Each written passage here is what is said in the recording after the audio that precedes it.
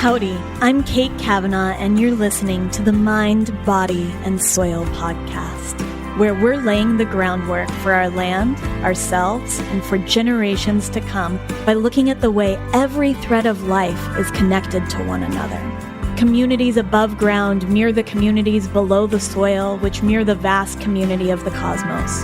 As the saying goes, as above, so below. Join me as we take a curious journey into agriculture, biology, history, spirituality, health, and so much more. I can't wait to unearth all of these incredible topics alongside you. Hello, everyone, and welcome to the Groundwork podcast, where we are exploring the threads of what it means to be humans woven into this earth. I am your host, Kate Kavanaugh, and it is such a pleasure to be with you here each and every week. I just got off with my guest today and had to dive right into recording the intro because I am just so fired up about this topic that I can barely contain my excitement. I went really deep on this episode, partially because it really challenged me to step outside of my knowledge base into a field that felt very adjacent to ag to me, and really challenged me to learn some about economics and geopolitics that are definitely outside of my wheelhouse and probably, let's be honest, above my pay grade. And I just couldn't get enough of this author's work. And so let me introduce this week's guest. So this week's guest is Rachel Slade, who is the author of two absolutely incredible, not to be missed books. First is Into the Raging Sea, 33 Mariners, One Megastorm, and the Sinking of El Faro, which is about the sinking of an American container ship in 2016 and the lives that were lost. And she does an incredible job with this book. It is harrowing. It is a heavy tale, and it weaves together a lot of what we've been exploring in terms of the shipping industry with this true story, with dialogue that actually happened, because all of this 26 hours of this, of the conversations that were happening on the bridge as this ship is going into the eye of a hurricane. And so it's real dialogue, and it's tragic and harrowing and such a page turner. And then the main focus of this episode is Rachel's new book, Making It in America, The Almost Impossible Quest to Manufacture in the USA, and how it got that way. And we go deep. Rachel is also a journalist. She's had some incredible pieces that I link below in the Boston Globe and in the New York Times and in various publications. And she... I just really respect her. And let me say this, as somebody who loves to go down rabbit holes and to explore complexity, to really tease at the threads of how we got here and to pull in these little histories. Rachel is a woman after my own heart in that regard.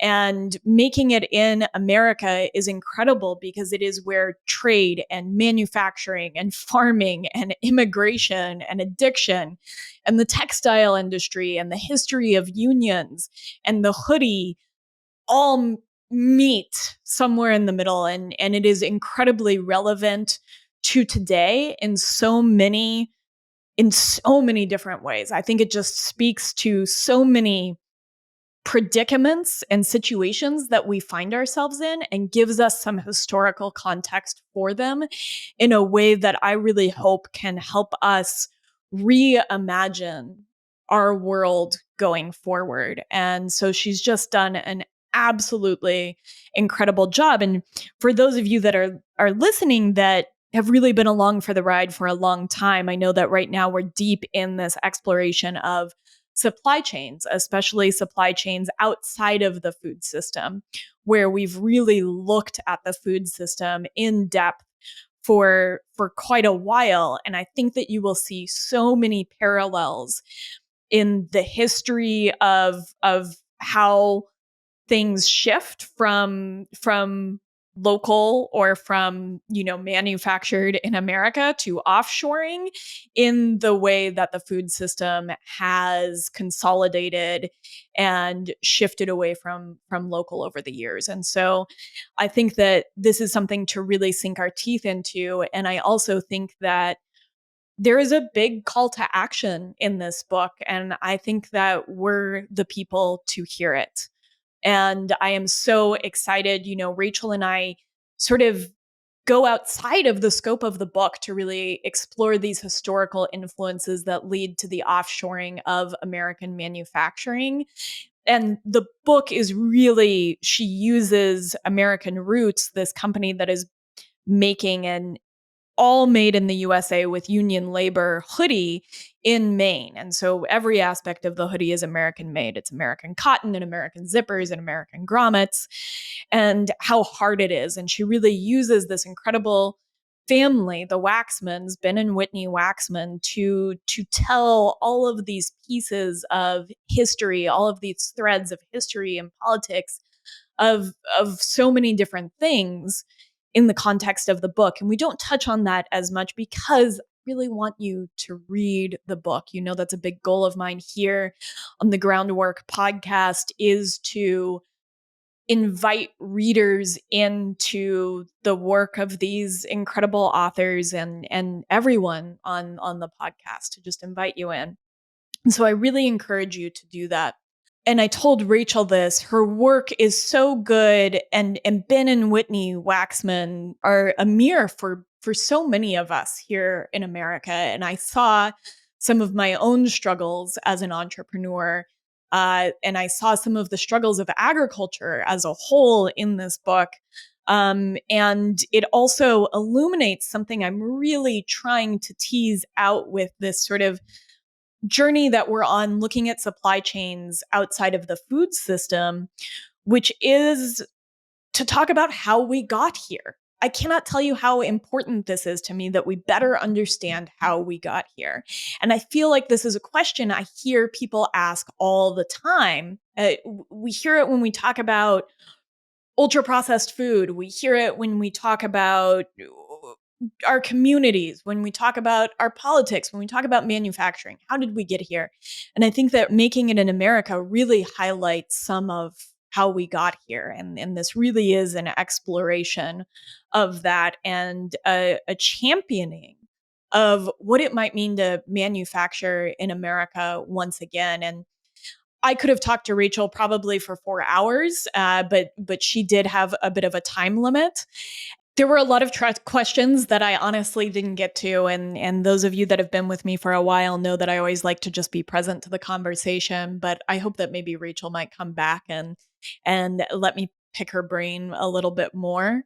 And so I also want to remind you that this podcast is in no way comprehensive.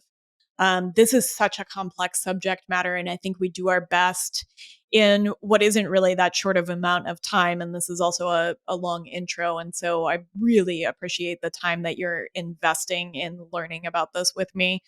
But we do our best with what is a very complex topic. And I think what happens is pretty amazing. And I think what happens when you keep your dollars in your local economy is pretty amazing. And I want to anchor this into this, first of all, that we're exploring supply chains. We're exploring how resources move to our bodies, how waste moves away from our bodies. But we're also exploring what it might mean to reimagine this world.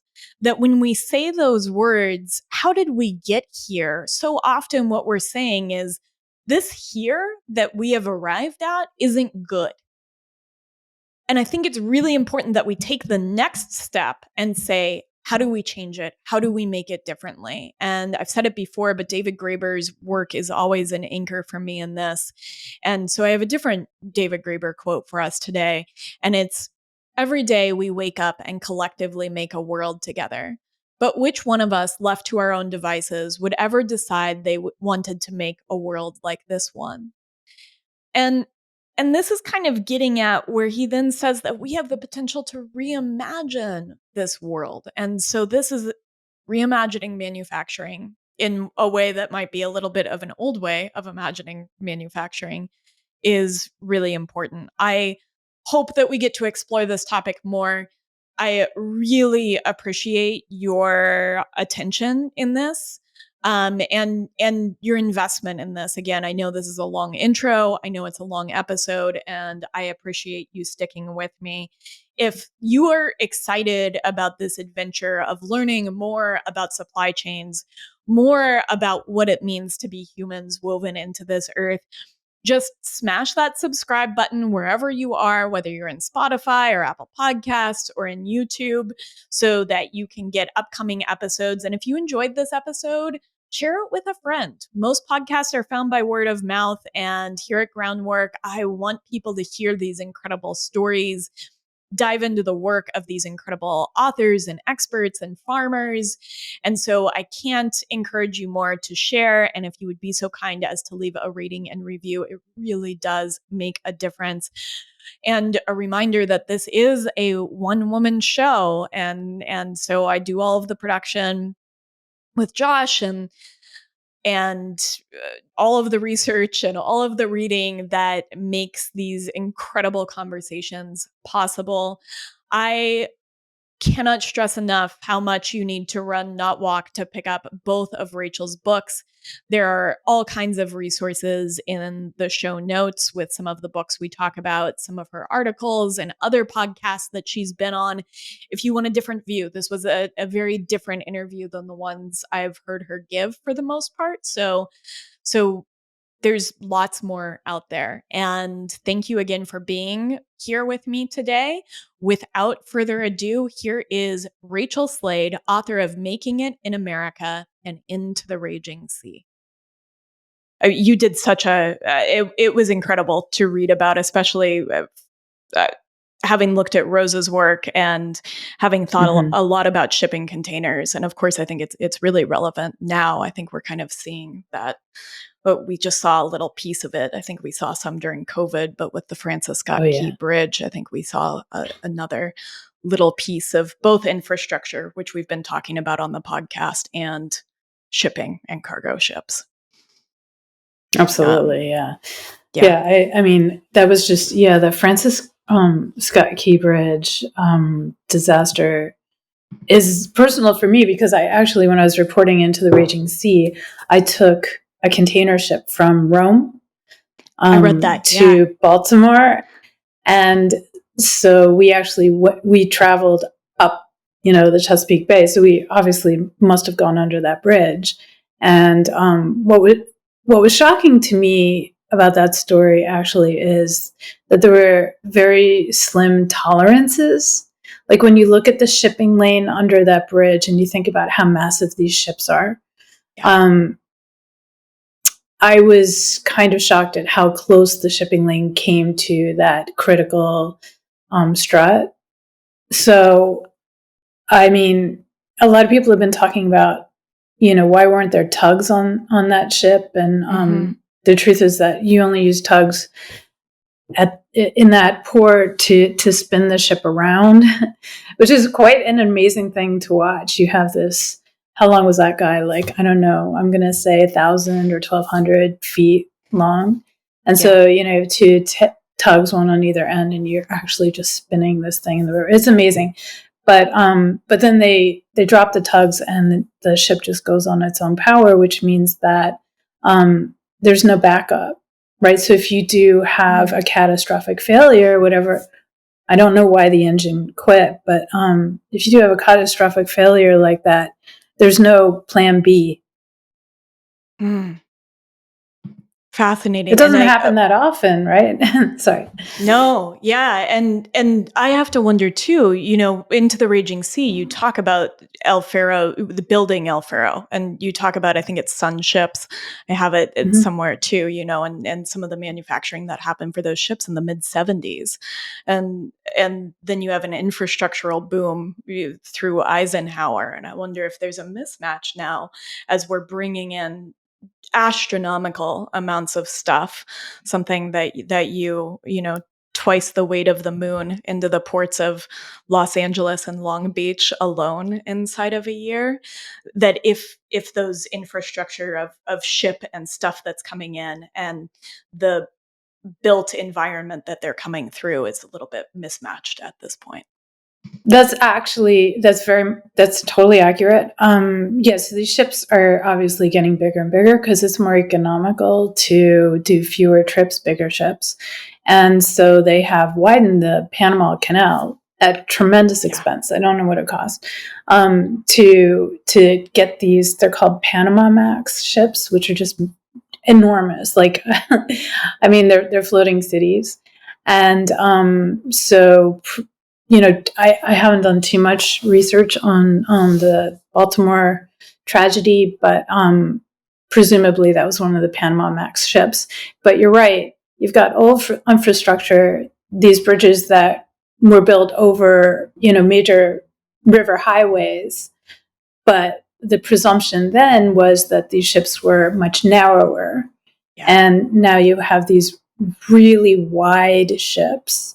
And so that's why, when you look at the shipping lane, maybe it made sense when the ships were like half the width. But at this point, the tolerances are super low. And so maybe that was an accident waiting to happen. There's this, anytime you have a major maritime disaster like this, you have a massive investigation jointly conducted, just like with El Faro. The jointly conducted by the Coast Guard and the National Transportation Safety Board, and it'll probably take a year or two for them to understand everything that happened. But they're two, for me, there are two key factors. One is, why did the engine quit? I'm desperate to know that. I think everybody is too. Yeah. Presumably that was a diesel engine. It's interesting that it happened right after it pulled out of port. So I suspect that something happened in port when they were turning the engine back on, or changing fuels or oils or something like that. I don't know. It's just a guess. But then I think the other outcome of this will be, most of American infrastructure is actually not designed to handle the load that's coming in. No, not at all. And I mean, our infrastructure grades, I think it was recently upgraded to a C- from a D a couple of years ago. Oh, it's just a lot of aging. It's a lot of aging concrete. It's a lot of aging rebar. There's water that has gotten in it. It has shifted when we're talking about dams or roads or bridges. This is not new stuff. And our world is very different. But I think it's my hope, and hopefully we'll get to this some towards, as we go through the interview, that might be time to reimagine some of this based on how we might reimagine our world and the way that we bring stuff to our bodies, resources to our bodies, and cart our waste away from.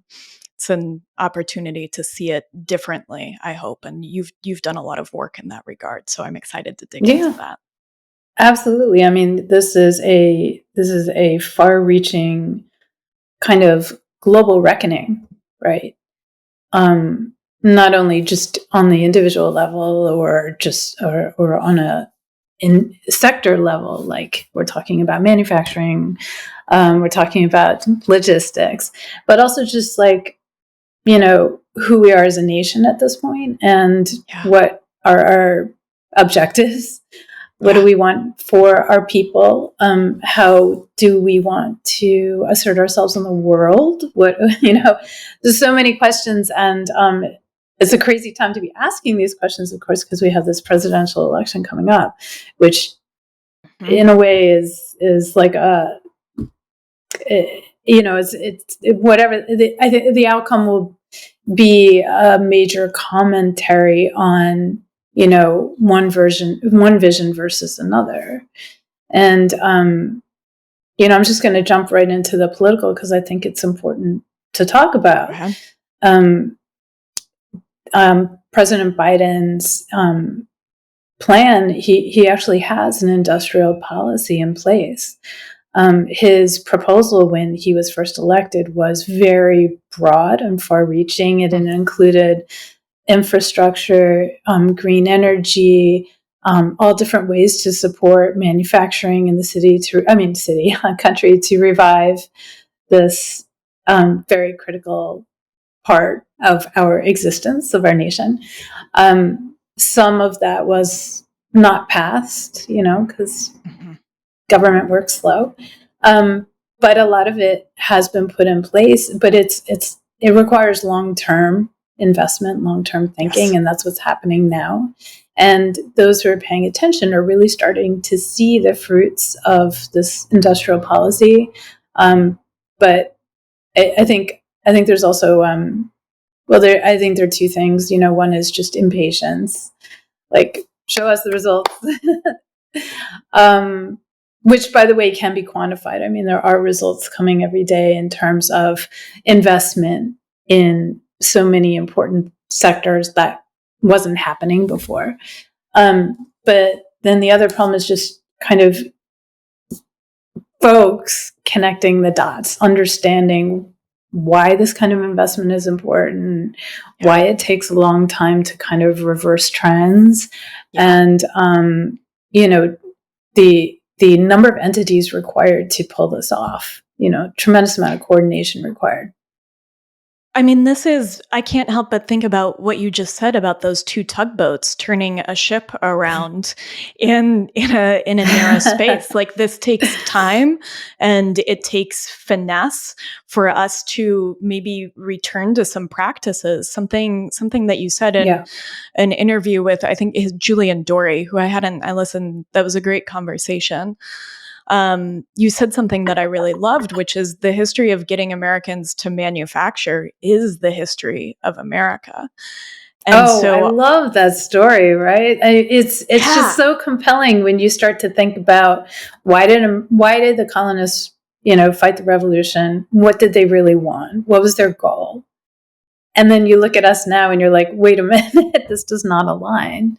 Do you want to, should we briefly talk about that? Yeah, I think we should. I kind of want to set the stage. I kind of want to lead us into NAFTA and into Ben and Whitney's story and weave some shipping and some textile industry into it, because I think that to understand where we find ourselves now in a political climate, kind of have to know where we've been and what has happened to really consider where we might be going. Absolutely. I'm a true believer in understanding history so that we either do repeat it or we don't repeat it. But, It's amazing. It's just like this beautiful buffet of options, right? And you can actually see many of the outcomes. So is this desirable? So let's just go back to the late 1700s and the colonists. The British saw the American colonies as like a big mall for British imported goods, right? So the British weren't making all the stuff, but they were making a lot of stuff, and they were importing a lot of stuff, obviously, from India and other places around the world. And so the colonists were buyers, basically. And so they were restricted from producing most things in America.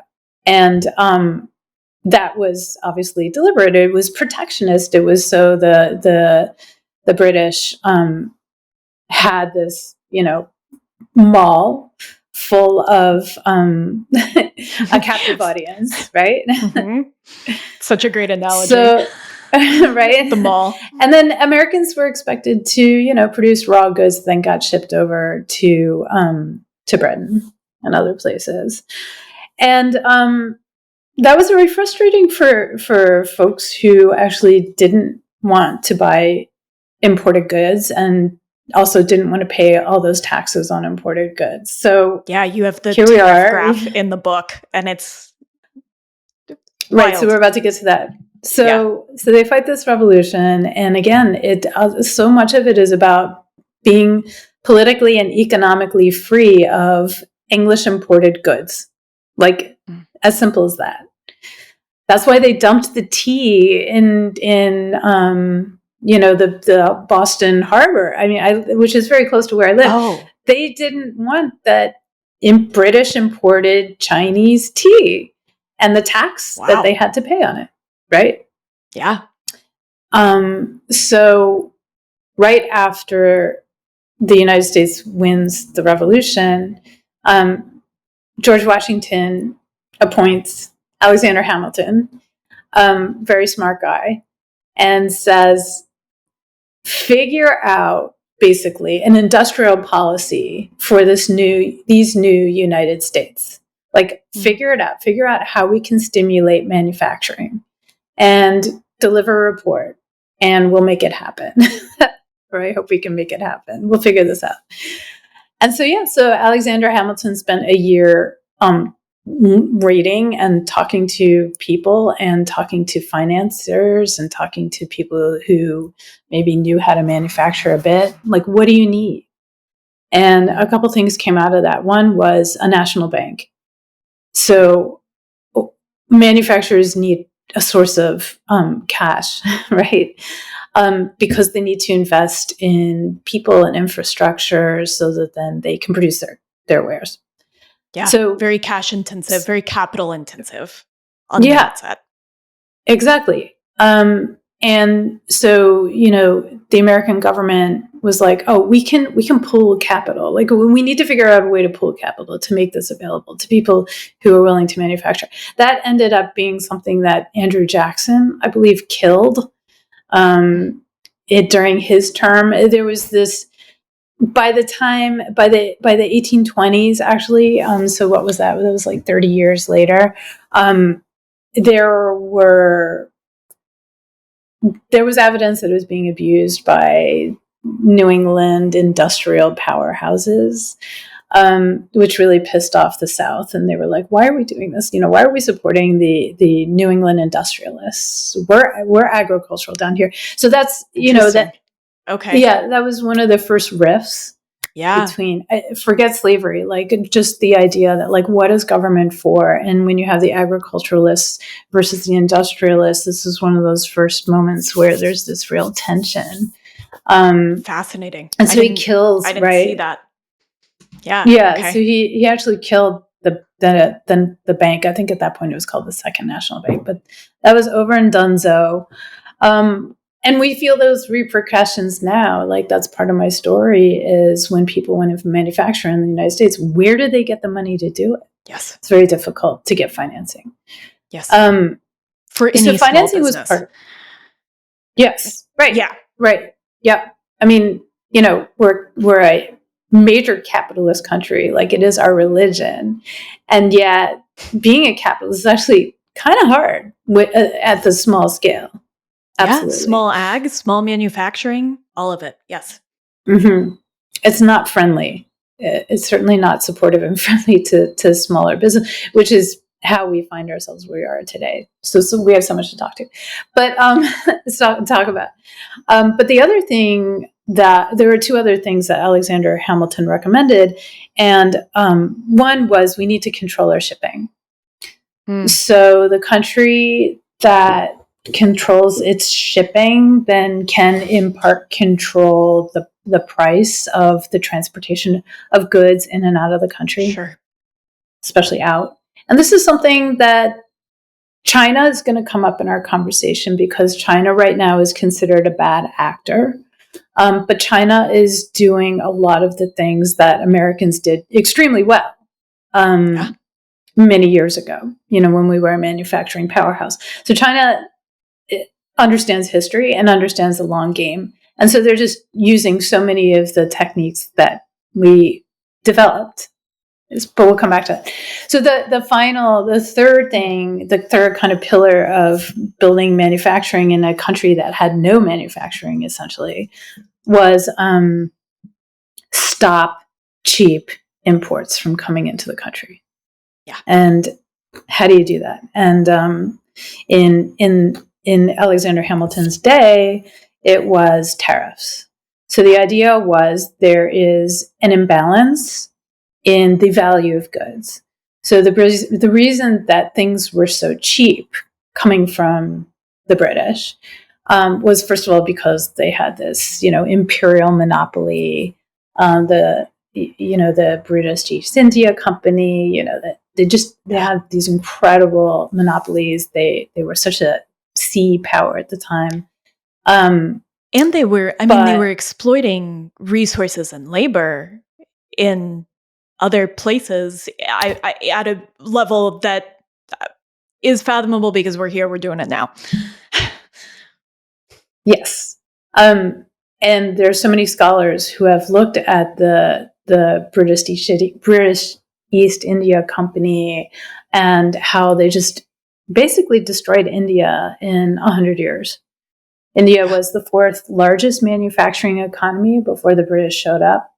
And then ultimately Britain turned into, the English turned India into another colony, a la the American colonists, which is like buy our crap, pay taxes, and when people were so exploited that they no longer had money to pay taxes, like the whole country devolved into just a war zone. It was brutal. I mean, absolutely brutal. But we're not talking about India necessarily. I mean, yes. So anytime you have, in my opinion, cheap imports, there's a tremendous amount of environmental and labor exploitation happening somewhere in that world. And so one of the ways to correct for that and to foster growth in your own industrial landscape is to rebalance those prices by basically taxing imported goods so that they start to match the pricing of the things that you want to produce. And we still do that today, but it's like very selective, very political, what we tax through tariffs, how we tax. It can seem punitive. And we'll talk about that too, but like there's actually now a whole global organization dedicated to restricting a country's ability to tax and tariff imported goods. And that's the World Trade Organization, right? Yeah. Yeah. Fascinating. Because which is just, it's fascinating. And you say at one point, and I really liked this, that those tariffs acted to wean us off of these cheap goods.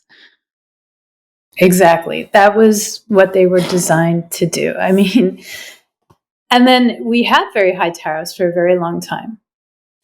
And then around the end of World War II, they dropped precipitously, in great part because we wanted to rebuild the European economy. Europe was devastated. Japan was devastated. Like, the world was a wasteland and America was a powerhouse. And I understand the logic, right? America wanted to rebuild nations and wanted to ensure that they embraced capitalism, because there was this other threat, right? There was the Soviet Union. So,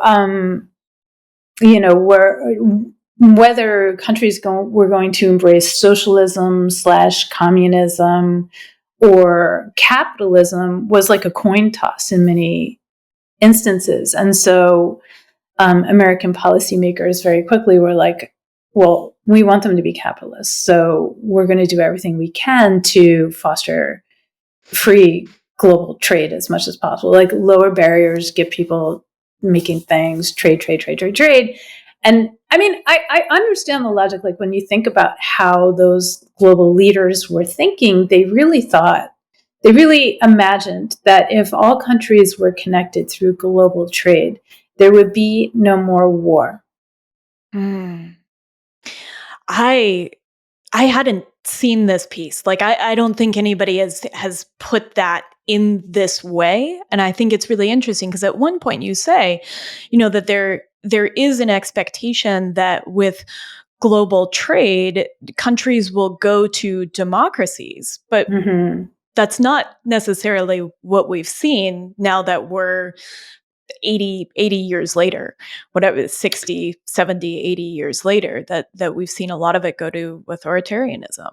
Yes, that's right. So that phenomenon is very real. It has been highly documented, and it's extremely disturbing.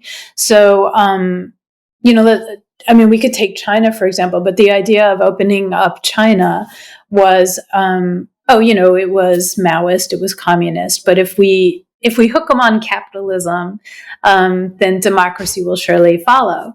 And anybody who follows China knows that exactly the opposite has happened. And it's a highly surveilled nation now. Everybody is watched very carefully. It's very kind of 1984 at this point. And the premier is essentially authoritarian. But part of the reason that this is happening on a global scale to countries that we thought that we were opening up to capitalism, developing countries, is because there's one thing that capital really, really likes, and global capital, I'm talking about like big business. Yeah. And that's predictability. And in developing countries, politics can be messy. And so to attract foreign investment and to keep foreign investment, there's actually like a really compelling argument to be made for seizing a lot of power, concentrating it in one place, and then, of course, suppressing labor uprisings, lowering any kind of environmental regulation. And a lot of this, again, is monitored by the World Trade Organization that's designed specifically to suppress all this stuff, but all to make the world safe for capitalism. So, it's funny, like we said, oh, you start with capitalism and democracy follows. But what we found is you start with capitalism and capitalism follows and follows and follows and follows. And democracy is not necessarily the natural outgrowth or result of capitalism. Capitalist societies. And I think, one thing that you talk about that's happening during this time is the University of Chicago and some of the economic thought processes that are happening in terms of Milton Friedman and becoming accountable to shareholders and this real hook on the bottom line. I mean, even just the transition of pensions to 401ks. So there's all these kind of little pieces that are falling into place. And you have this quote, let me see if I can see it, where you're talking about the sort of idea of the free market. And you say essentially, can't fight it. It has the word freedom in it. And if you're not for freedom, then you're against it. Exactly. Yeah. So this is the phenomenon that started to develop so Milton Friedman wrote his seminal text in the 60s, but it really started to take hold in the 70s when, for the first time in the 20th century, following the Depression, America was suffering. Yeah. And there were a number of factors. One of obviously was the big oil embargo that I remember. You probably don't. You're younger than me, but like I remember how profoundly that affected people. Let me share with you a quick story. So I was raised in suburban Philadelphia, and so in the 70s, during the whole oil crisis, there were these really large mansions around, not my parents, we weren't rich, but in my area, there were these really, really big houses. And so there was this condition. People were house poor. So they had really large houses, but they couldn't afford to heat them. And I actually had a little friend when I was in 5th grade. That her family of 5 lived in this really big house, and they only lived in a couple of rooms of it with like space heaters. I had another friend who was kind of the same, really big house, and they actually heated the whole thing, but then they couldn't afford to furnish it. So people, I don't know whether Americans really, like younger Americans, really understand how shocking and profound it was that we didn't have enough energy to drive and we didn't have enough energy to heat our houses. And it was just an absolute shocker. And then at the same time, because of that and because of the cost of energy, like a lot of industry closed up shop. It was a defining moment in American history that maybe I should write my next book about that. Because then what comes out of that? Yeah. Well, and I want to add to this, and I'm not sure where this might tie in, but you're also seeing the consolidation of a lot of different industry. This is when Earl Butz, when the Secretary of Ag, says it's time to get big or get out. And you see the consolidation and ultimately the financialization of farmland. What ends up being in pension funds, in 401ks, like through TIAA, is farmland holdings, because so many farmers took on massive amounts of debt and loan, which they could no longer get these days, and ended up losing it to the consolidation of that industry. And it's when we see the emptying of rural spaces, a sort of American enclosure of the commons in a very different iteration. But I'm so glad you mentioned Earl Butz, because people forget him. But he is like we can't forget one of him. America's important.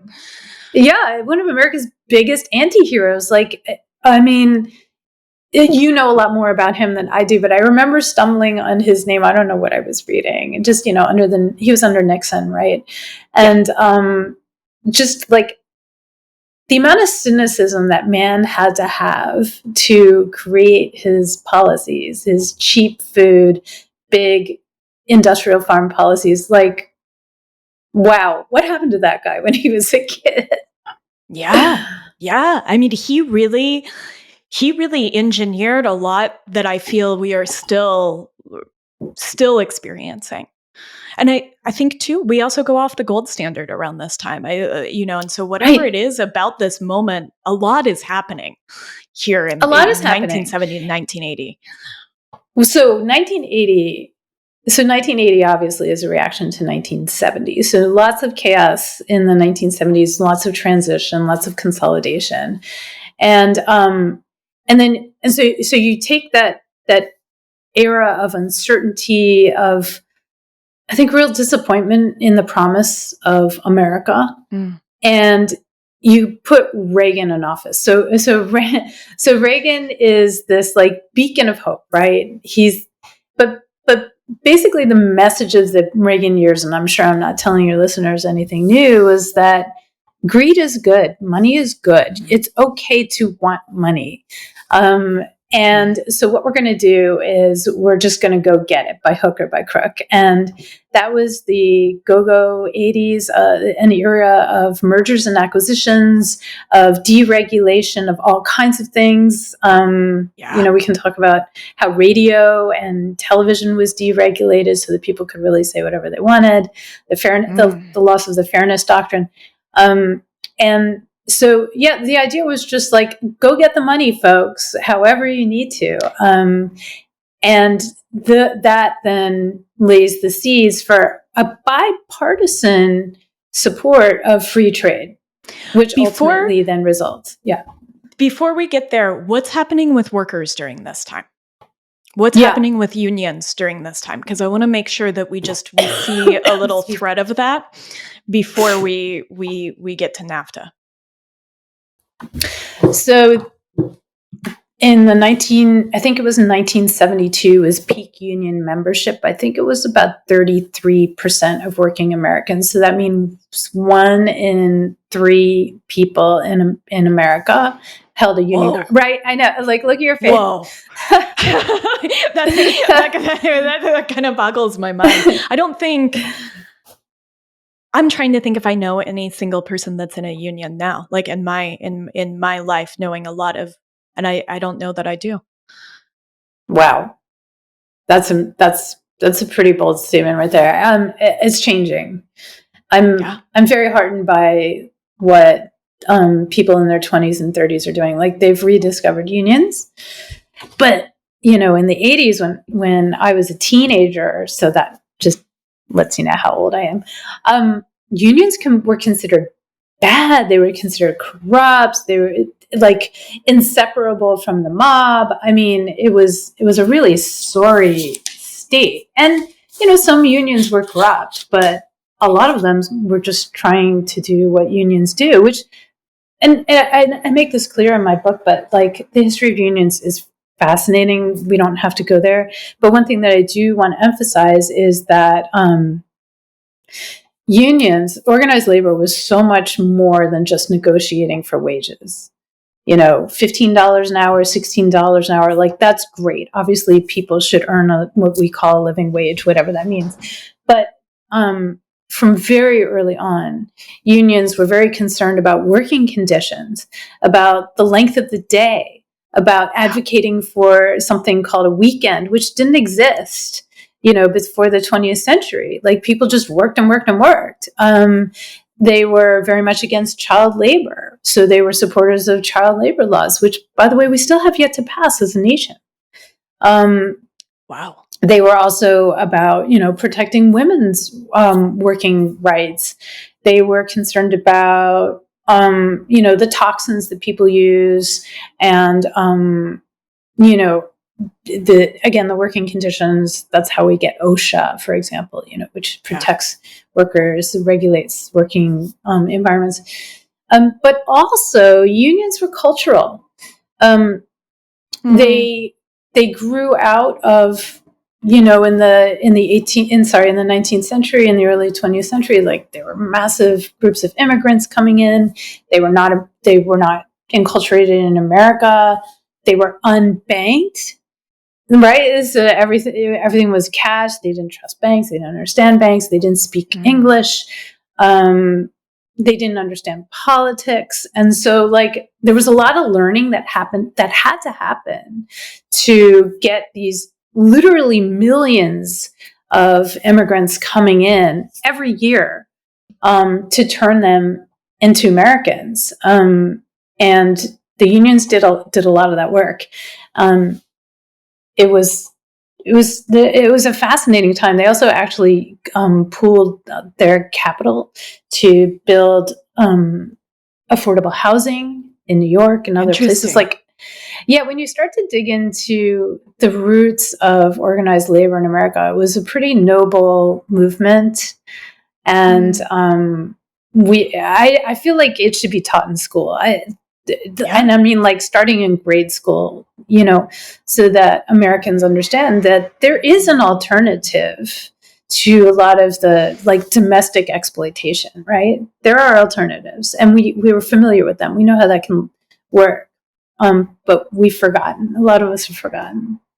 I mean, I think, and I'll say this again because it really hit me when you said it, that the history of getting Americans to manufacture is the history of America. And so this is the history of manufacturing, but also about immigration, about how America became what it is, about how we make goods, about how we interact at a community level. And I think now talking about teaching that in school is also talking about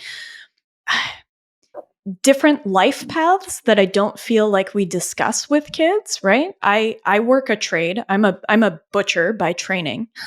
And we don't talk about welding and manufacturing and trades as an option in what I think is and I don't even really know how to broach this, a college atmosphere that is worth talking about. There was an article in the New York Times about, and I forget where it was, colleges hitting $100,000 a year, like first college to cross that line. And this is something that we don't talk about. And so I think that this is worth teaching for so many different reasons, but also because I think that this is, like you said, there's a noble spirit of care embedded in the history of these unions.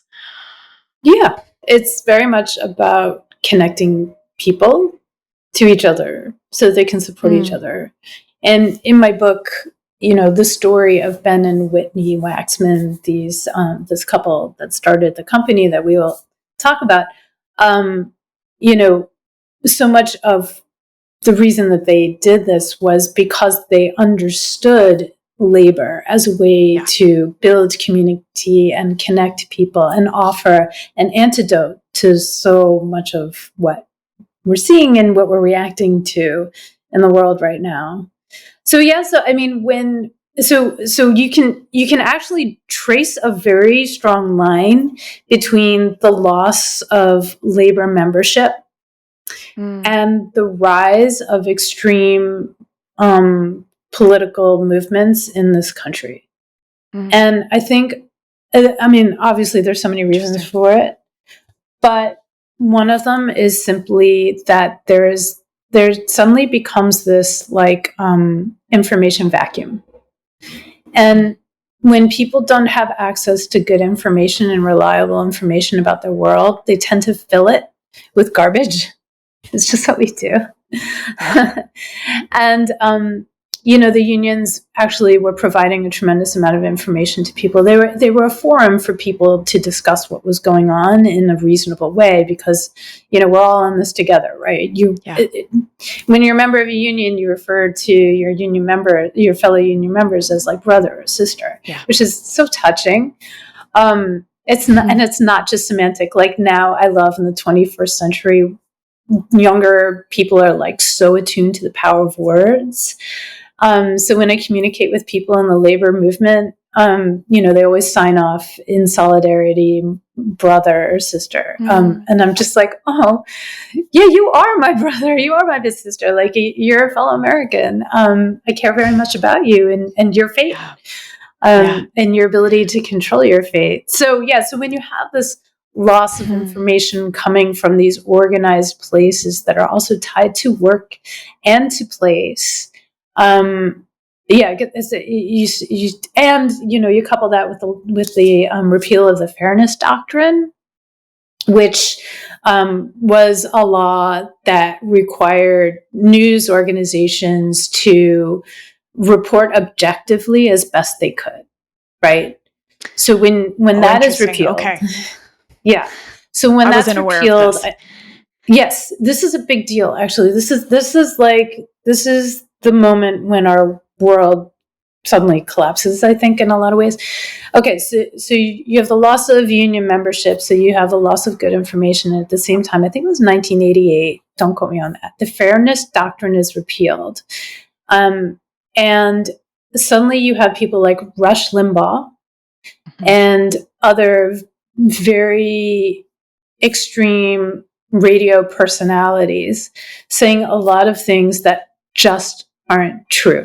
So it's conspiracy theories. I'm not saying this is true, but I'm just asking the questions sort of approach. And he very quickly gets very popular, and then there are a bunch of copycats who spin off. And just like our algorithms today, even back then, talk radio, there was a reward. There was a reward in popularity and a financial reward for being extreme and being loud and saying like things that really, like basically lighting dynamite everywhere. Yeah. Yes. Thank you. Yeah. Things that are going to get the conversation rolling one way or another. And engaging people and we have also found, like, research has shown that the best way to like hook and engage people is through anger. Yeah. So I think this is really interesting because I think I had never thought about unions as a community gathering place. I've thought a lot about the ways in which we've lost what I sometimes call the village throughout human history. I mean, going all the way back pre-agricultural, I think we've lost a lot in what the village, our communities are. And so I think I hadn't considered the loss of unions in that. And so in so many ways, we've lost our communities. You have more anger over the airwaves, more things that are inflammatory, that are kind of stirring things up, a shift towards really looking at the bottom line and this sort of era of greed, as you put it, and a real shift in what a free market is and sort of the direction of capitalism as we head into NAFTA, and because we're brushing up against 1992, right? Exactly. Yeah. So the pump is primed. Pump is primed. People are ready for this. They're angry. They're frustrated. They're already starting to lose their jobs. We talked about the 70s, and then in the 80s, the big shift toward so we talked about shareholders. There was originally this concept of stakeholders. So a company had a responsibility to stakeholders. So stakeholders were a whole bunch of people, right? Wow, you just clarified something that I've asked myself in my head about 1 million times and have never gone to clarify. So keep going. Okay. Shareholders versus stakeholders. Yes, right. So I'm not saying capitalism was ever perfect. Trust me, never. But the unions did offer a balance. That's the whole point, right? Like you need a balance for everything. And, labor needs a balance, and what balances labor obviously is capitalism. So, it's an imperfect system, but it's the best we got, I think. Anyway, so sorry, where were we going? Oh, the stakeholders. Shareholders versus stakeholders, yeah.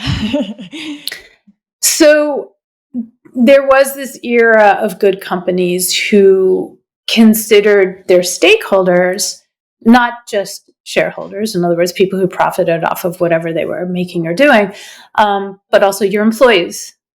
Your employees were your stakeholders because they held knowledge, right? You had invested in training them. And so then, there was latent knowledge there that then you could tap into if you wanted to introduce something new or if you wanted whatever it was. There was also the place where the company was based, right? So if a company is based in Denver, Colorado or something, then the stakeholders included like the community that revolved around that company. And that includes teachers and accountants and lawyers and trash collectors and, the mayor and everybody else, the city streets. So there was this obligation to think about where you were and, cultivate the health of that community as well, the schools. And then there was like the larger nation. I think partly environmental, although, in the 60s, companies weren't exactly environmentally conscious. But then you have the EPA coming out of Nixon. Hello, a Republican president introduces the EPA to start to offer yet another check on some of the really ugly things that were happening in industry in the United States, which we're still obviously paying for. And I think environmental, because I was thinking as you were talking about stakeholders, and for me, I always come back to the environment as being a really important stakeholder. And the environment encompasses a very large web of life with a lot of quite literal downstream effects.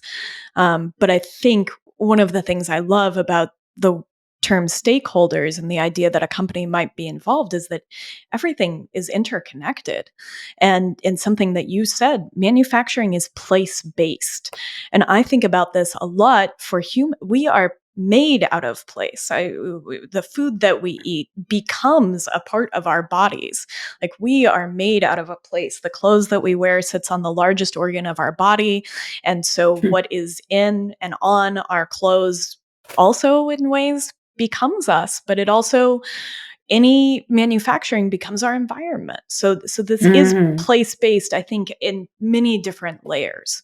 And I love the nuance of stakeholders versus shareholders, because I think if I'm right, and I might not be, there's about to be a little bit of a shift happening in our conversation for how these companies are viewing that. Exactly. Yes. So perfect segue to start to talk about what happens. So the 80s, greed is good. Make a profit any way you can. I want to introduce another character, Jack Welch. He was the CEO of, General Electric?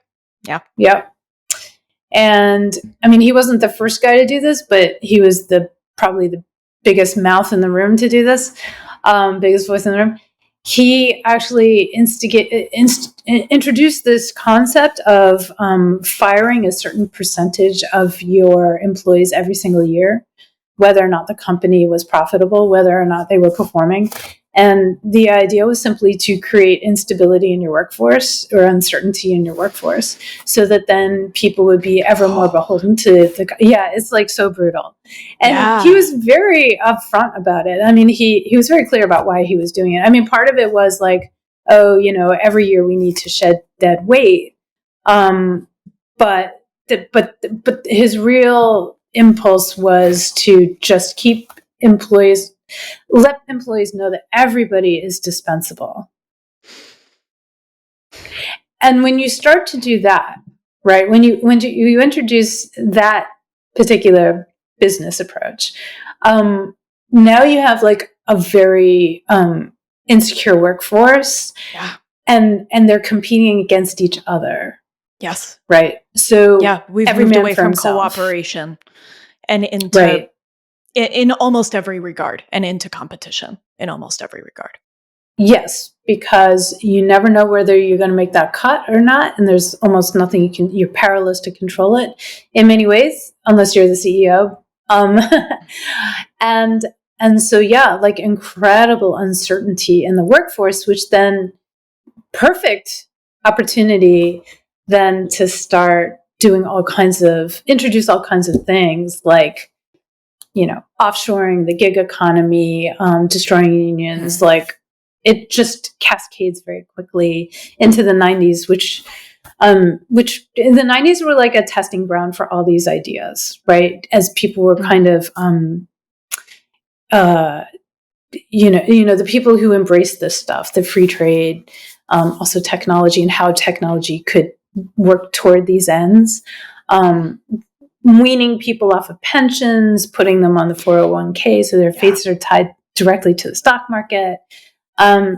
So many things happen. The 90s is a decade when all this stuff gels, and then you get just massive job loss and massive manufacturing loss starting in the 90s, and then wow, the 2000s.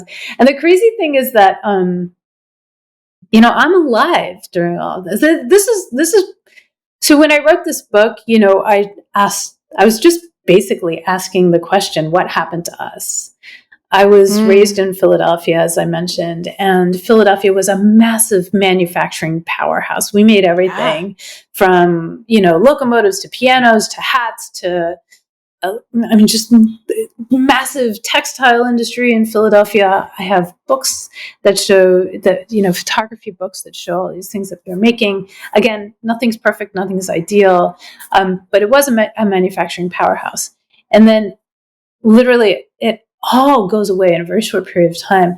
And so when I was going to college in New York City, I would take the train back and forth from Philly to New York City. And so I would go through North Philly, where a lot of this industrialization had happened and disappeared. And it was like horrifying. It looked like, I don't want to go so far as to say Dresden after World War II, but I mean, the place was like blown out because, industry left, and then there was nothing for people to do, and there was no way for people to earn an income, and they're just stuck there. You have a quote in the book that I wrote down because you're talking about that train ride and how impactful it is, and just looking at this emptying of these spaces. And you say, I asked myself how anyone could do this to their own city, their own countrymen. And it was really impactful. Yeah. See, that's what I was thinking back in, again, dating myself, but, 1990, taking that train and looking out the window. And it's starting to change now. So what is that? 30, 40, 50 years after a lot of the industry left. There's some great, beautiful brick factory buildings that they're repurposing for housing and industry, but it's taken that long for that to happen. But so that was like That was what was haunting me.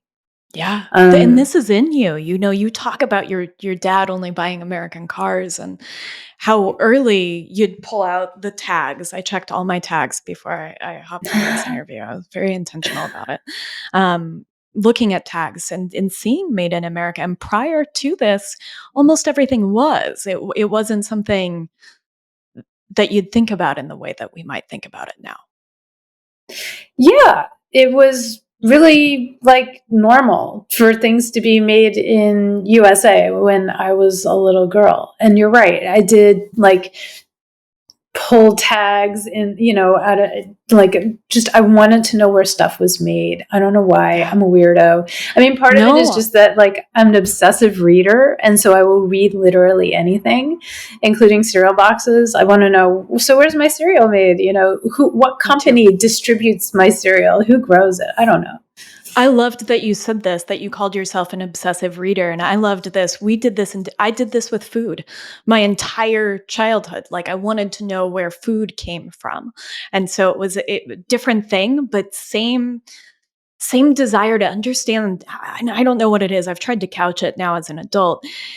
An origin point, and to feel connected to that origin point, to understand what I was interacting with on an intimate level. My clothes, my food. This is intimacy in a certain way. This is on my body. This is in my body. This is how I'm interacting with an environment in what I think is a very blurry line between self and other. And so that really resonated with me. I really love that. I hadn't thought of it in those terms before, that the idea of intimacy, but yes, I mean, I guess, there are certain people who just like see the connectivity, right? I don't know, maybe it's some kind of like sixth sense, but I do like, and when I talk about, Made in USA and why it's important, I think one of the simplest ways to put it is just like, I want to support the people who support me. Yeah. And that might be a really selfish statement, but let me just unpack it for a second. Like, the people who support me are my fellow Americans who are taxpayers, right? And who are voters.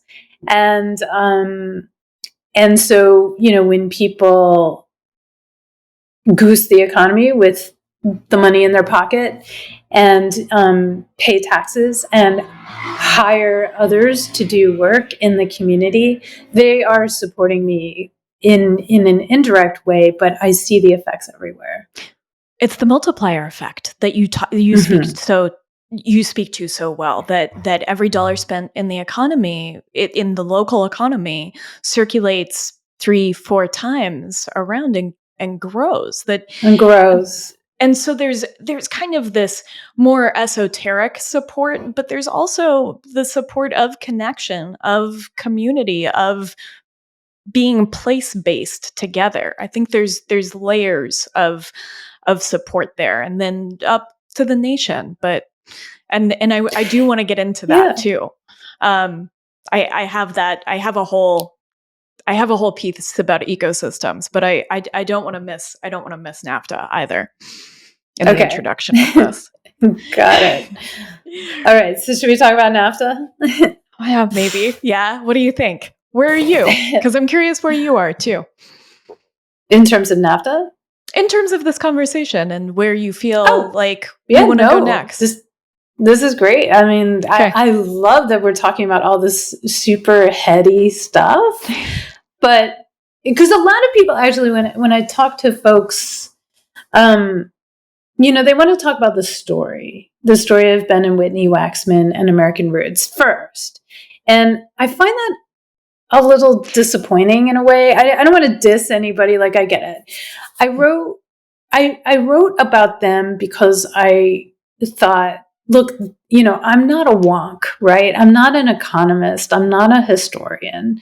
Yeah. I'm a journalist. I don't know about that. And I don't know that you're not a historian. Okay. All right. Well, if I am, I'm a casual historian. I don't have any bona fides, but but I'm a journalist, and so so it was very important to me that I reach a general audience. Like, Yeah. And that's the technical term. But what I mean is, like, I want people to enjoy this book. I want people to, like, really read it and get into these very personal stories, because, you know, you got this larger thing that we're talking about, which is so important. Mm-hmm. But it's also really big, and it spans centuries. Yes. So it's a little overwhelming. And there's oftentimes, I mean, certainly with me, you know, there are a lot of, like, pockets of lack of knowledge, right? Mm-hmm. So in order to understand where we are, like, I kind of needed also to do a little bit of explaining, but all in the service of this really cool story about one company that's trying to do it right. So, you know, go ahead.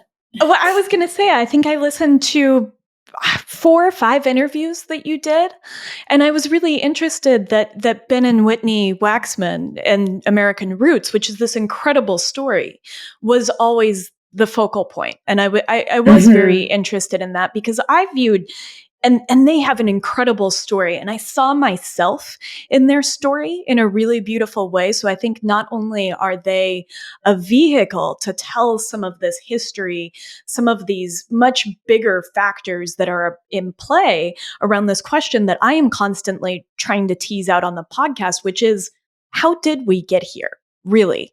And I know what a big question that is, but I want to better understand how all of that weaves together. And so they're this beautiful vehicle for story. Their story itself is incredible.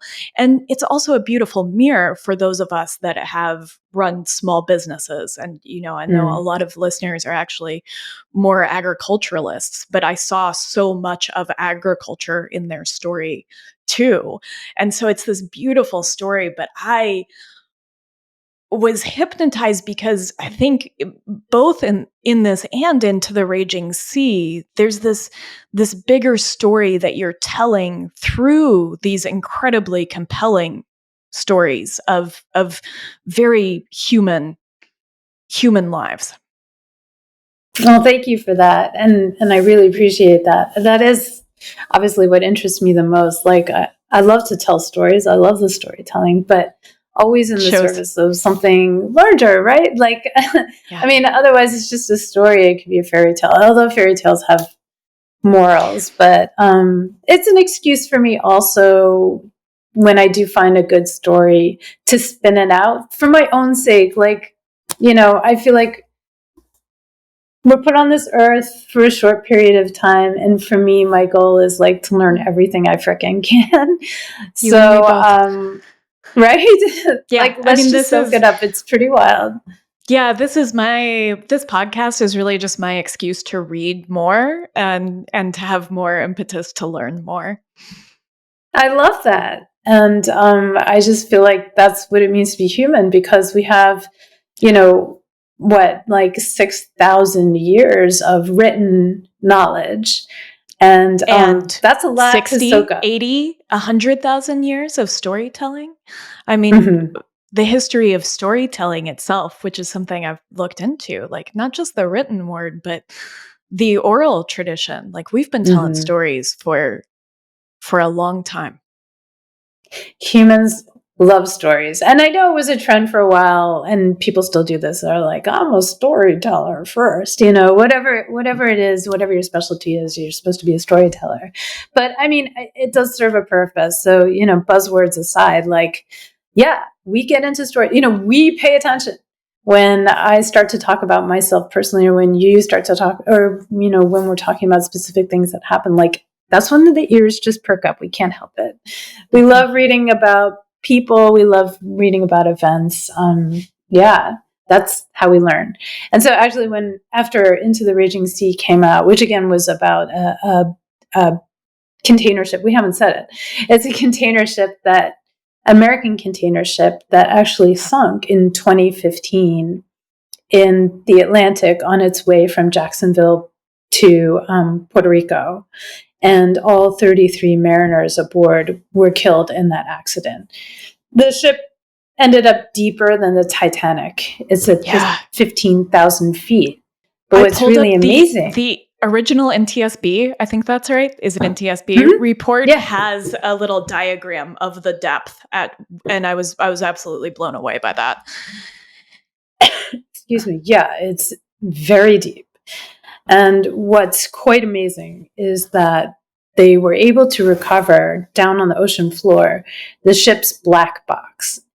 And why that's so important is because the black box, very unusually, it was a rare occurrence, actually captured 26 hours of conversations on the bridge of the ship leading up to the very final moments of the El Faro as it sailed into this hurricane. And that just was so invaluable. It's probably the most documented fatal shipwreck in history.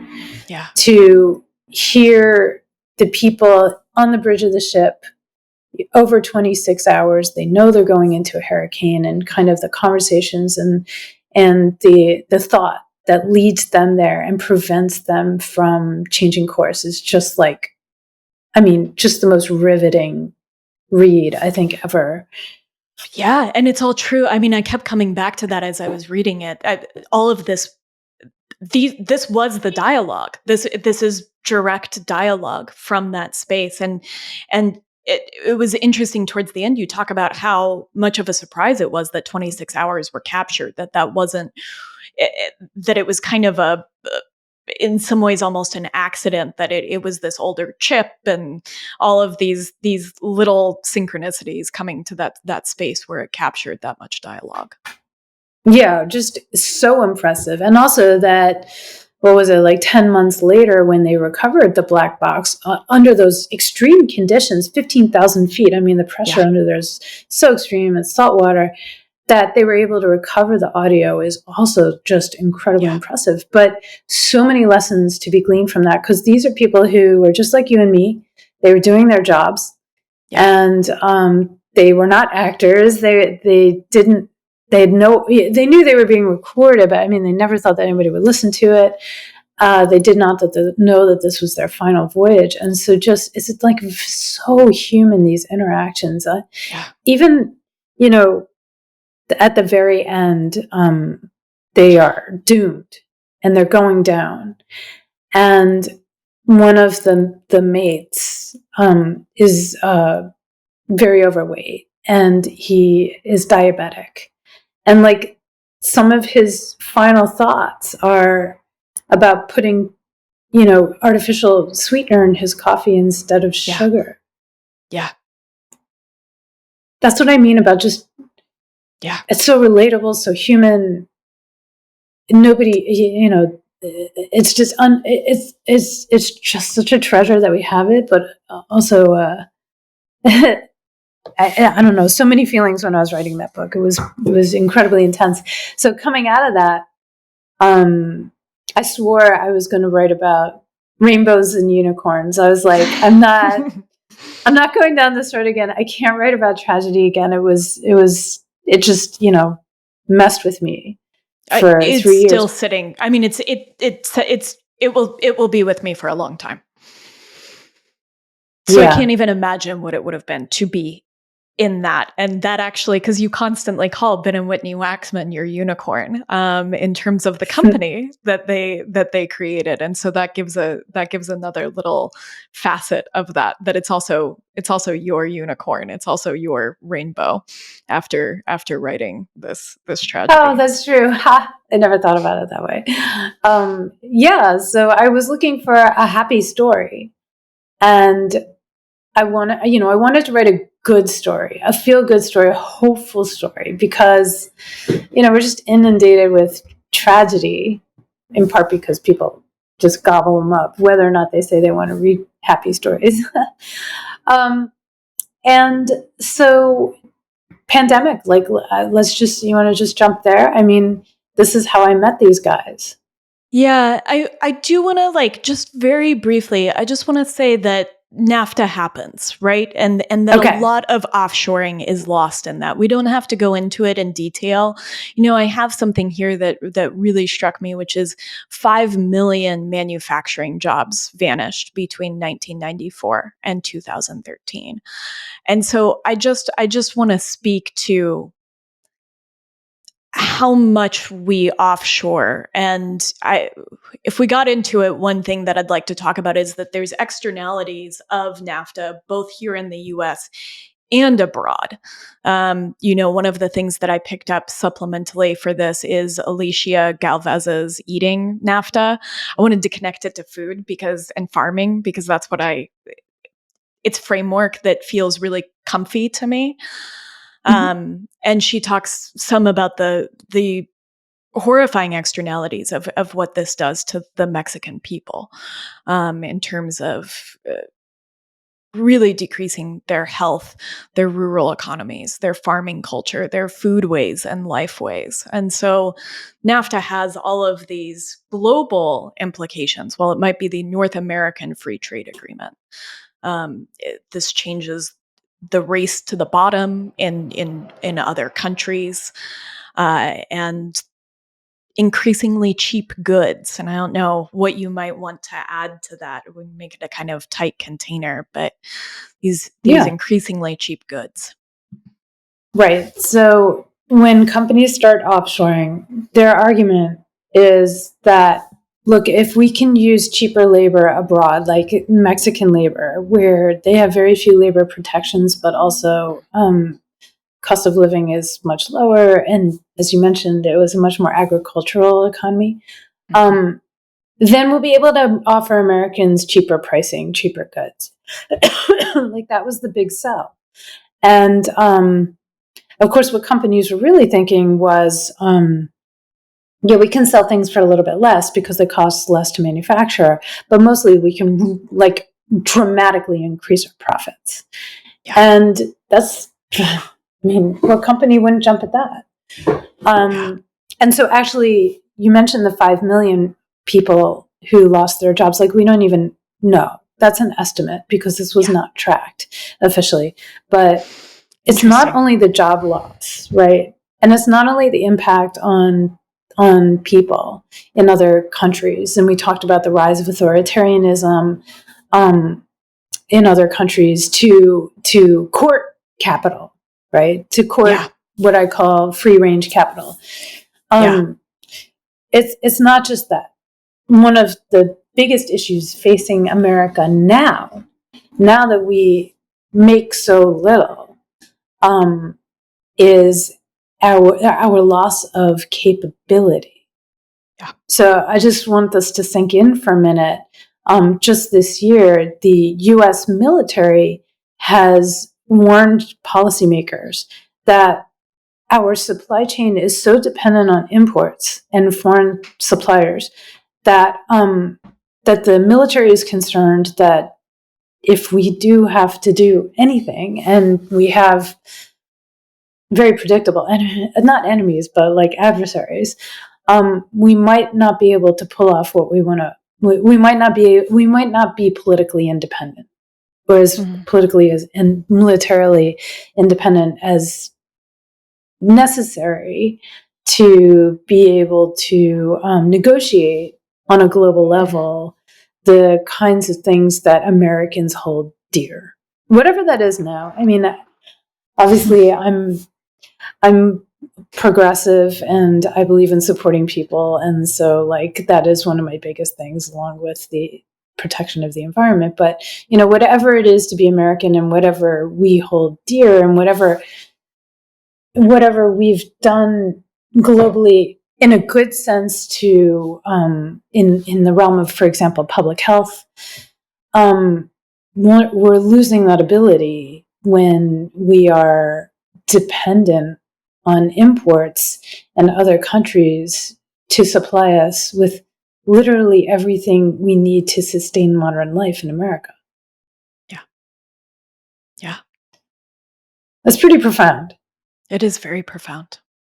It is very profound, and I think maybe that's a good place to pick up where you meet Ben and Whitney. And one thing I want to make sure that we leave time for, I have these notes are ridiculous, is to talk some at the end about innovation and about how we might think of manufacturing in the future and in city centers. And I have some bits and bobs that I think are important. I love an extra. What's it called? An outro that talks about that, because it's it's a vision, right? And it's a vision for an economy and an America that looks a little different from where we are now, but would very much resonate, I think, with most Americans. Yeah. Excuse me. So pandemic. So March 2020, like, people who are paying attention have seen this thing starting to cook up. Actually, as far back, I think, is in October and November of 2019. And then it arrives on our shores. And what happens, of course, we were all there, but, the country's about to shut down. So Ben and Whitney, very briefly, started their company in 2015. Ben had worked for 10 years very high up at the AFL-CIO, which is an umbrella organization that represents labor. So a bunch of unions are members of the AFL-CIO, and then the AFL-CIO convenes, so brings everybody together to talk about the politics and other things, what people should be supporting to support labor, to support all these smaller locals, right, representing workers. So it's 12 million people, I think, about right now, who are represented by the AFL-CIO, and Ben Waxman was representing them at a time, or standing with them, organizing them, advocating for them at a time when all these manufacturing jobs were going abroad, not because they weren't profitable, but because they weren't profitable enough. And it's an important distinction. Right? Yeah. And it's heartbreaking. Yeah. I mean, I think most people with a beating heart inside their chest would have left after a couple of years to be there, in Ohio, when a factory, or the Whirlpool factory, for example, shuts down, and you as a worker, not only are charged with packing up the machinery to be sent to Mexico, right? But you're also, right? But you're also asked by the company to train the people who are going to be taking your job. And then your pension, which you've maybe worked for 30 years for, evaporates. And also, we were talking about place. We've been talking a lot about place. And this factory is like the anchor of your community. Yeah. And that's about to be an empty husk. You've talked a little bit. We have no industrial policy for these people for whom their entire livelihoods is suddenly gutted. And I know I talked with Melanie Challenger, who's written a couple of great books about. We were specifically actually talking about in England the 10 miners. 10 miners, and the industry is gutted in a very short period of time, and the unimaginable grief that goes with that this is grief, that this is the loss of community, of place, of hard work, of so many different things. Yeah, I mean, it is a generational trauma. Yeah. And as we know from, for example, I'm here in Boston, the Catholic Church trauma from, the priests, the pedophilic priests. I mean, any generational trauma, you need a lot of support, a lot of professional support to be able to overcome that.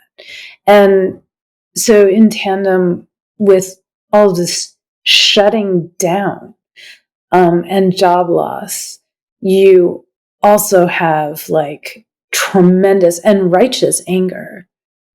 Again, I mean, it's very much like me on the train between Philly and New York, like, how could you do this to your own people? Yeah. Now, what's interesting is that there were programs and there are programs in place. Like, people anticipated that there would be this job loss. And there was a strong desire to retrain people for the new economy, which was like the service economy and the knowledge economy. And there are a couple barriers to that. I mean, one is obviously that a lot of folks in manufacturing did not have beyond a high school education. So it was really tough for them to then suddenly confront like this knowledge economy that's probably not open to them. College is so expensive. Yeah. Like you mentioned, $100,000 a year now for Vanderbilt. And that's not the only one. What everyone wants to do. You Right. know, I think that that's really important too. And you spoke to this a little bit in your interview with Julian, which I'll link in the show notes. But about men too. Like, this was about mental health for men. I thought about Richard Reeves of Boys and Men. I don't know if you've read that book, or listened to Richard talk, but it just an interesting highlight of some of this. Right. So that's what I was going to say, was that it seems for whatever reason, women were better at transitioning over to the service economy. And I don't want to get into why. Yeah. But they were more willing to, data show that they were more willing to retrain. But oftentimes they earned significantly less because the service economy was not unionized generally. So, and by the way, companies don't have to be unionized for them to feel the effects of organized labor, right? Like, if a sector is generally unionized, then everybody has to keep pace whether or not their workers are actually unionized.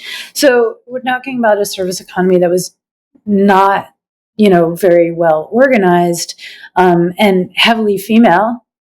And so people just paid less, but they took the pay cut because what else are they going to do, right? And on the other hand, and I'm generalizing, this is a gross generalization, but we know the impact. We know the cultural impact.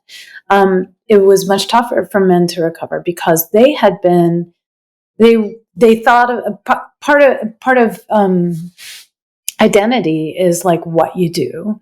So, being in manufacturing, being a member of labor unions. I met a guy recently who said, my dad, he said 30 years after he lost his job, he still had his labor card in his wallet. Like, that was part of his identity, being part of this group. And sidebar, I mean, we should say that, like, the labor movement in America is not perfect. It's never been perfect. And also there have always been serious racial issues and obviously gender issues. Yes. So it's worth saying, we're not going to talk about that at this moment, but like, nothing's perfect and there's no utopia. Not putting it on a pedestal. Yeah. Right. So when men, it seems what we see in the phenomenon is that when men lose their manufacturing jobs and lose their affiliation with their community through organized labor and other things, it's like, it is such a tragedy. And again, so it leaves a void, and, louder voices, more radical voices step in to fill that void. And the anger, you can feel that anger. With the political climate that sprung up out of all of this trauma, which we're now seeing today, right? It hasn't stopped, and it won't stop. That's it. It's going to continue until we figure out a way to restore dignity to work, all kinds of work. Thank you for saying that. I just want to let that land. Yeah, thank you. That was restoring dignity to all kinds of work. It won't end until that. I just want to reiterate that. Okay, keep going. Yeah, because it's about pride. Like, are you doing what you love to do? Do you feel good being with the people who you work with? There's also, by the way, the attendant joy or satisfaction of producing things, working with your hands. The New York Times just ran a story. You know about this firsthand, I'm sure. I know about it firsthand, but you have a great quote towards the end of the book that I have about just how restorative it is to work with our hands. And I think just how embedded in our DNA. I was saving it to the end, but I could read it now. Sure, go ahead. I'd love to hear it. Yeah. So you said, and I love this, right?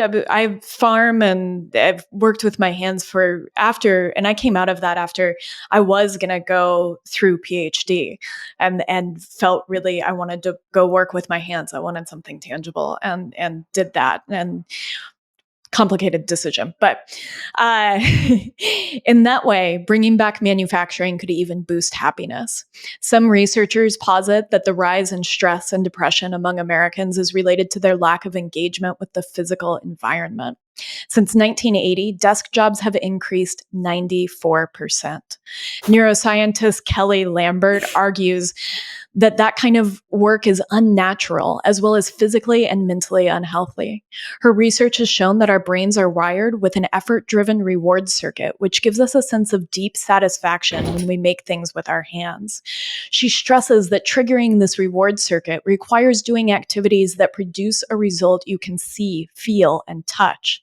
Handwork, she writes, and the thoughts, plans, and ultimate results of handwork change the physiology and chemical makeup of the brain, energizing cognition. That's why some of us enjoy taking a break from our computer-driven world to knit, vacuum, do the dishes, or rake leaves.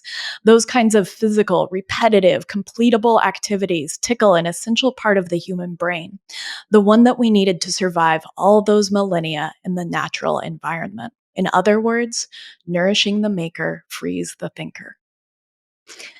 And I love this. And I also want to call out that the etymology of manufacturing, the initial, like in 1560s, when it comes up, is something made by hand.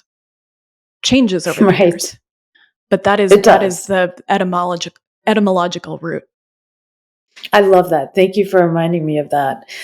Yeah. So, I mean, there are moments, I'm sure you feel this too. Well, you do a lot of work with your hands, which is so amazing. And you're working with animals, which also is just another level of... But I also love doing the dishes. I have a running joke that it's the one thing in my day that I feel like has a sense of completion.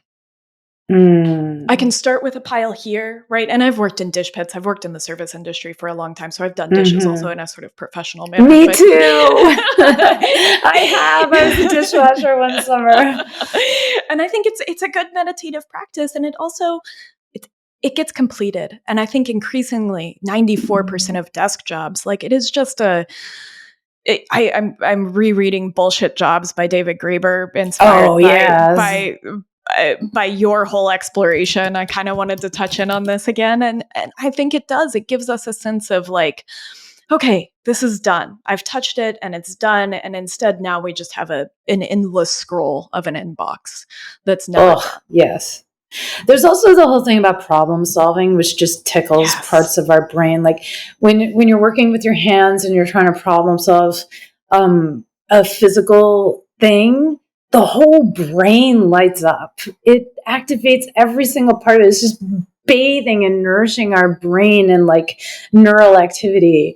And when you're scrolling, it's like you're half brain dead. I mean, well, they've done scans on people and it's just this little kind of walnut size activity center that's lit up. So, I mean, because of the whole hand and brain connection, I don't think it can be overstated.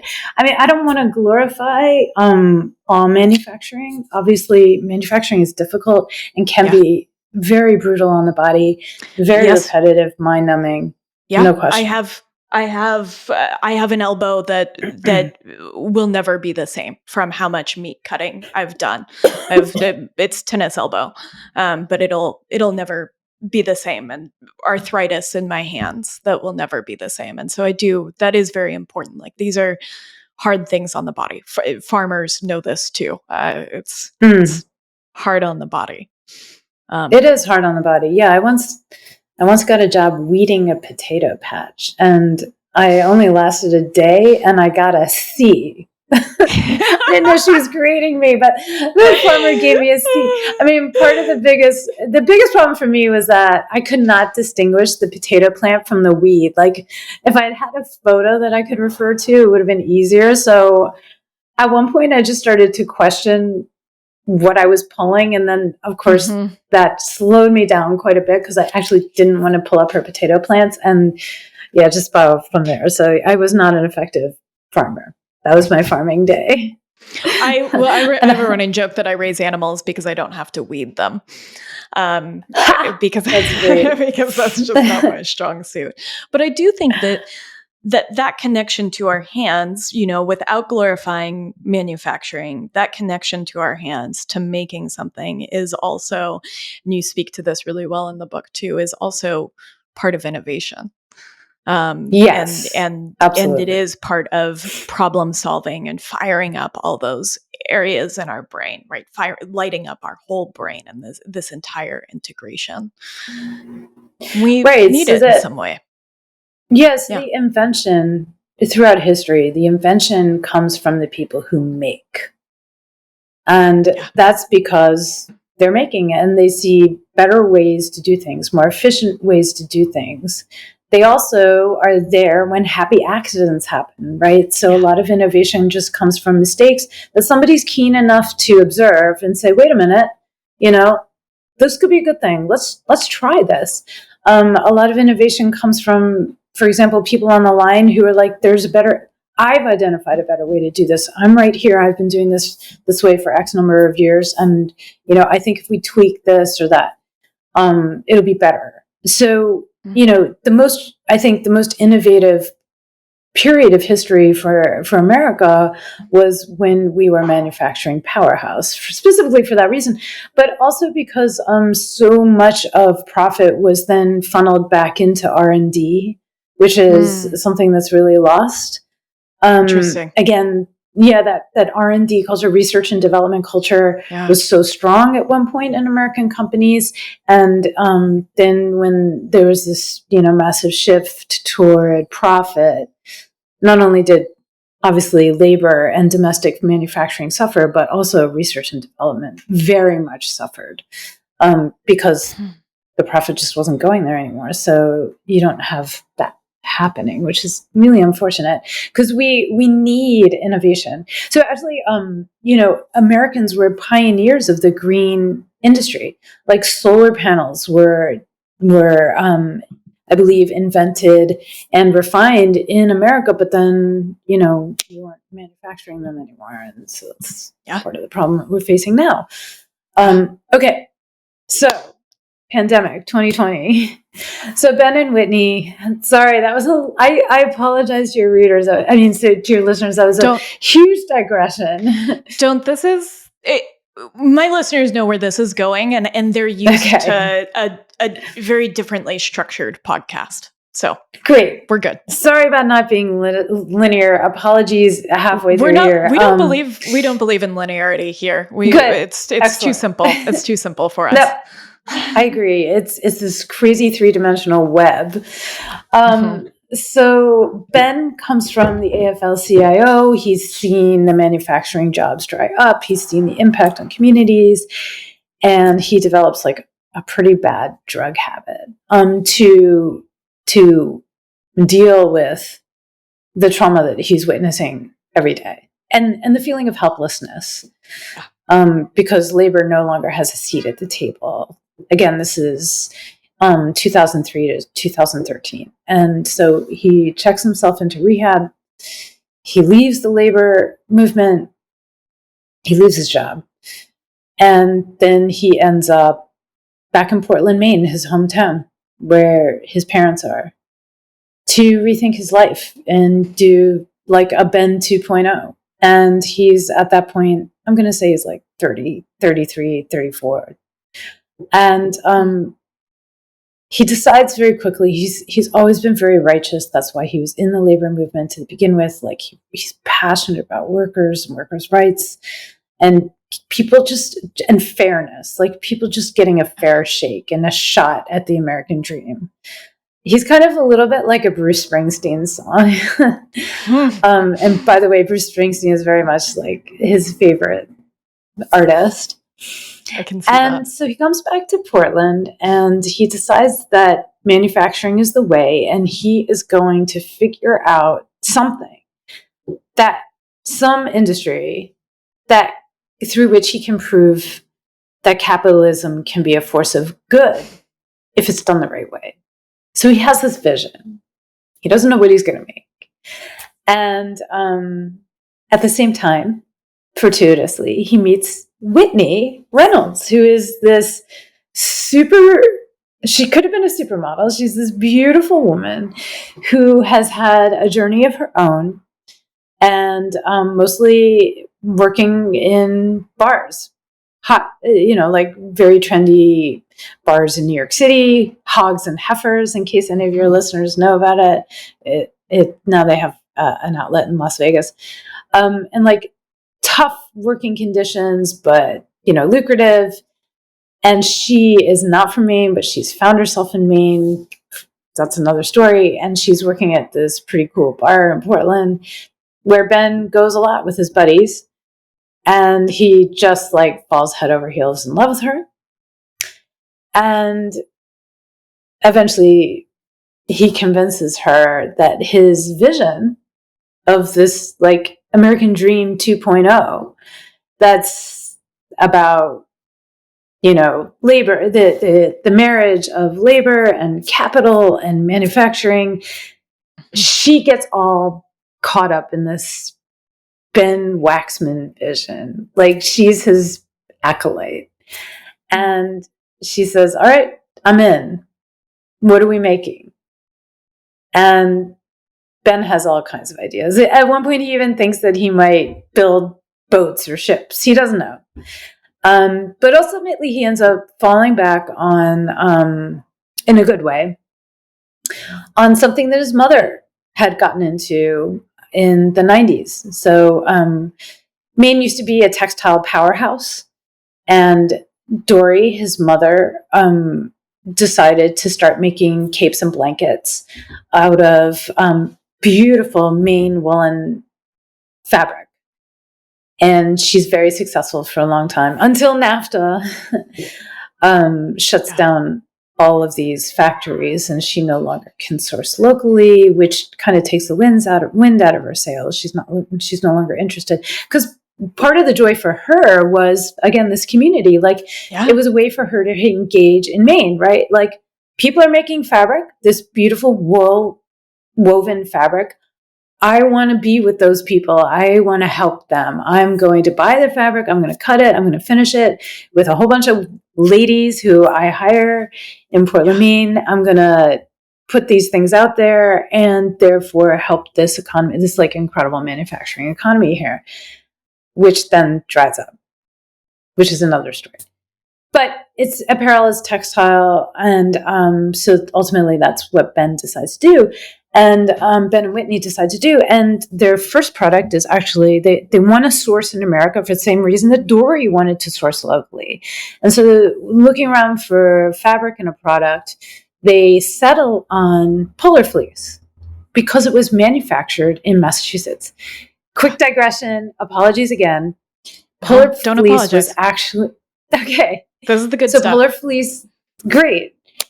There was a company in Massachusetts called Malden Mills. It was a third generation family owned massive mill, and they made textiles. And in their heyday, they invested a huge percentage of the profits in research and development. This is what we were talking about. This is what you had to do because you couldn't just rest on your laurels. Everybody was manufacturing in the United States. There was a lot of competition. And so you always had to be ahead of the trends. And one day, this guy from California, originally from Maine, he had started an outdoor company. His name was, I want to make sure I get this right, I think Yves Chauvenard. And he had found I can never pronounce it. I always get it wrong. Okay. So I think you did great. Okay, I was just going to look it up just for the hell of it. So it's Pat. He had started the Patagonia. Founder of Patagonia. Yeah. Yes, people. Chouinard. Okay. So he had founded Patagonia because he was like this outdoor guy. And there at the time in the 70s, there weren't a lot of companies that were producing apparel for the outdoor market, like the recreational outdoor market. Mm-hmm. So Yves had this vision of a fabric that was polyester, not wool. And he wanted it to be light, and he wanted it to be warm when it was wet. And he wanted it to have certain wicking properties and other things, but especially light. Like when you're camping, when you're camping or doing things outside, like the fabrics need to be light. And so he actually teamed up with Malden Mills to develop the first version of what we now know as fleece, polyester fleece. And it was actually called Cinchilla, as in synthetic chinchilla. Sure it was. Okay. Yeah. Right? So Cinchilla, my parents actually, I remember they bought early Patagonia products, and the stuff pilled like crazy. It was super soft when you first bought it, but it had really bad pilling issues. Anyway, that's history. That's water under the bridge. They figured it out. Now it doesn't pill. And now, of course, we're like, do we really want plastic clothing? But anyway, so Ben and Whitney decide to make fleece vests for that could be custom made and then custom branded for events, because that's what everybody was wearing at the time, these fleece vests. I don't know I don't think people wear them as much anymore. It was like, no, I was thinking about that when I was reading it. I was trying to remember the last time I saw it someone, and it has a very 90s dad flavor that I'm not sure is present anymore. I mean, this was 2015, so it wasn't that old, but it was the thing that people had. Everybody had put out a fleece vest. And so that's what they started making. And then, wouldn't you know it, polar fleece gets offshored. Yeah. It was, that's another story. It's actually kind of a tragedy and a hero and a tragedy story. So terrible story. But Malden Mills had been bought by private equity, which is a very common story now, right? And they said, we want to make more money, so we're going to offshore this, and that's exactly what they did. So most of polar fleece is no longer made in the United States. And when that happened, Ben and Whitney had to find a new product, a new fabric and a new product. And by the way, this is all pre-pandemic. So the United States is the second or third largest producer of cotton in the world. The other two are India and China. And we still have big textile mills in the South that there's this whole process for getting cotton ready, but you card it, you spin it, then you knit it, you dye it, and it becomes a workable fabric. And so they decided to start making garments out of cotton. Yeah. And so they end up with the fleece hoodie, which is such a cool garment. Like it's a pure American product. It was invented in America in the 1920s. The cotton fleece sweatshirt with the crew neck. And so the company was Russell. I think Russell is still around. They started putting out this alternative product to the crew neck wool sweater that athletes used to wear when they played football. They all wore wool. When the cotton crew neck sweatshirt gets introduced, suddenly everybody's like, oh, this is so much better. We love this. We're going to wear cotton instead. And then our story moves to Rochester, New York, where the Feinblum brothers are now manufacturing cotton fleece sweatshirts. And somebody says, it's cold up here, right? We're in New York, and they're supplying to New England. And somebody says, can you slap a hood on that? And then suddenly we have the hoodie. And then somebody else says, hey, it'd be even cooler is if we put a zipper on this. And by the way, the zipper was a very recent invention. We're in the 30s now. The zipper actually was invented, I believe, in the teens. Like actually the concept was around for a while, but then you had a lot of tinkers trying to patent something that really worked. And finally, the zipper emerges as something that can be produced and sewn into clothing. And so the zipper finally takes hold in the late 30s as something that you can put on garments. It's okay. And voila, my favorite garment, the pure American zippered hoodie, cotton fleece hoodie. And then that takes on a whole life of its own, which we could also talk about if we wanted to. But anyway, so Ben and Whitney are making hoodies. They're making fleece hoodies, and their biggest market.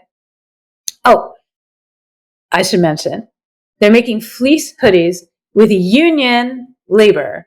So there's no way that Ben is going to have a company that doesn't include union labor. And so all of their workers are unionized, and they get paid much higher than minimum wage. They get vacation time. They get sick leave. At the moment, when they first started, they had unlimited sick leave because it's so critical to the health of workers to be able to take time off, not only to get better themselves, but also to take care of their children. So a healthy family is produces a healthy worker, right? If we care about families, then we give people sick leave. Yeah. And all union labor. Go ahead. All union labor, and sells a lot of them to unions. A lot of these hoodies are marketed to unions, and I don't think we said this, and I want to make sure we do. All American made. That means grommets, drawstrings, zippers, every bit, every bob, all the cotton. Every bit of that hoodie is American sourced. Again, coming from Dory's original, thesis that we support our community by buying things from each other, which of course is also a union approach as well. So the nation is a community. It's a larger community than, your town, but it's our community. So we support the people, support each other, and therefore all American sourced, union made, and they're cranking these things out, and they're expensive. And so the buyers are unions because the buyers understand that, a cheap hoodie is cheap for a reason. There's a lot of exploitation that goes into very cheap products. And the unions don't want to be culpable. The locals all around the country, they don't want to have that blood on their hands, if you will. And so they buy these hoodies. They start buying the hoodies, and the hoodies are really well made, and they're designed for the American worker. They're tough. They're complicated garments to make. There are no shortcuts. They have these big, heavy metal zippers, that will, I'll be able to pass my American Roots hoodie down to my great-grandchildren, I'm quite sure. So, it's built to last, and that's the idea. And so, of course, that has environmental implications as well, because then massive. You don't need as many hoodies, right? Yeah. Yeah, and it's not made from all synthetic materials. I just have to say this piece because I want people to hear it, and then just keep going. But when we ship our clothes, often from donation boxes overseas, and often, and they're Oliver Francis Wallace's Wasteland talks a lot about clothing waste to South America and Africa. But I really love this that you pulled when those clothes arrive in Ghana, that they would say, oh, the white man has died, because why else would you get rid of precious clothing? And so making something here, the Waxmans at American Roots are making something that is not disposable, something that is an heirloom piece. It is built to last, which has a lot of implications for environment and materials and all of these different pieces. Exactly. Yeah. And what's happening in Ghana is, like, if your listeners want to just Google Ghana and landfill and clothing, it's absolutely appalling. I mean, you think you're doing good by throwing your clothes in this bin, and it's no longer your problem, and it's actually creating a massive environmental problem half a world away. So that's another story. And I think that is the story, because I think so much what we've talked about leading up to this is how we move, 90% of everything shipped to us, how we move resources, stuff to our bodies. And then the other part that we don't think about is the waste that we move away. And sometimes that's human excreta, sometimes that's recycling, sometimes that's clothing that we're done with. Yeah. We are very destructive. Humans are no bueno for the planet. But Yeah. we can mitigate that. Yeah, and I want to get to that. I have a little piece for that for us to wrap up with. So Ben and Whitney are making these hoodies, and they're doing it. They're growing, and like I said, their big market is unions, and it's working for them. And they're growing slowly. And they've also, by the way, made a pledge that they would never earn more than 4 times their median worker, which is really important because in America, there are some companies where the CEOs, people C-suite level, are making like thousands of times more than their median workers. And you know what's really screwed up about that is oftentimes that doesn't even include the offshored workers because they're contract workers. So if you factor those people in and the small amount that they make, it could be tens of thousands of times.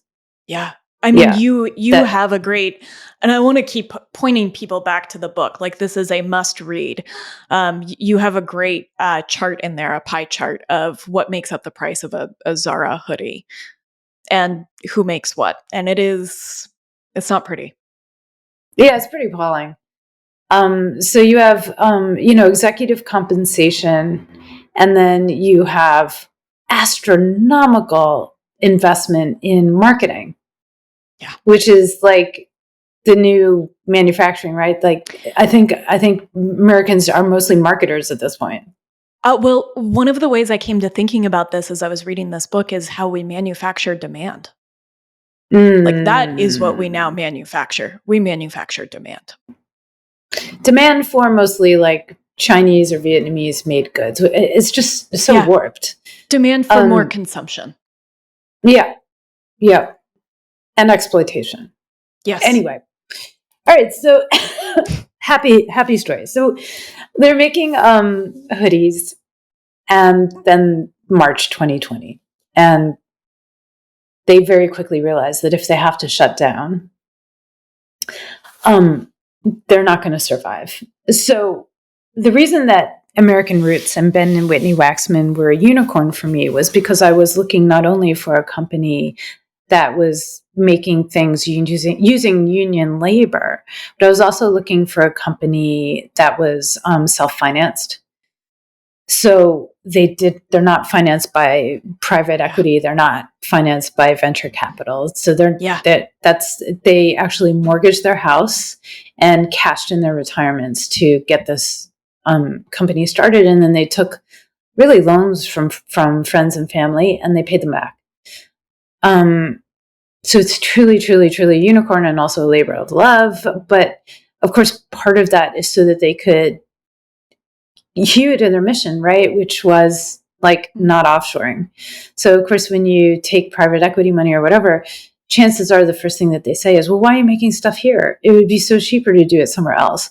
And this happens again and again and again, like probably thousands of times a year. You have great brands that are built up in the United States. Maybe they do the manufacturing in-house. Maybe they contract out to other parts of the United States, but they can't effectively argue to private equity why made in USA is such a key part of the brand. And so they offshore. They might start offshoring like part of their line, but it's just so tempting. I mean, it's ridiculous. Like, you can't fight it. Yeah. Okay, so they very quickly realized that they're just not going to survive, and they're going to lose everything. They're going to lose their house. They're going to lose everything if they have to shut down. But the other thing that they're seeing now, this is Saturday night. I'm going to say it's March 14th. Don't quote me on that, but it was like right at that moment when all Americans were like reckoning, facing the music, and seeing the news footage coming out of New York City. So I don't know if you remember, but it was mayhem because COVID hit New York City really hard in those first months. And a lot of people died. In part because the emergency rooms were just overwhelmed. But the big thing coming out in those early days was that we, as Americans, had not stockpiled protective gear for our healthcare workers. That meant that they had limited supplies of things that they depended on, like masks, like gowns. And then you start seeing the footage of like nurses and doctors in garbage bags. Like, what? This is America? Yeah. You know, because we don't manufacture it here. Because we weren't making it here. Yeah. We hadn't stockpiled.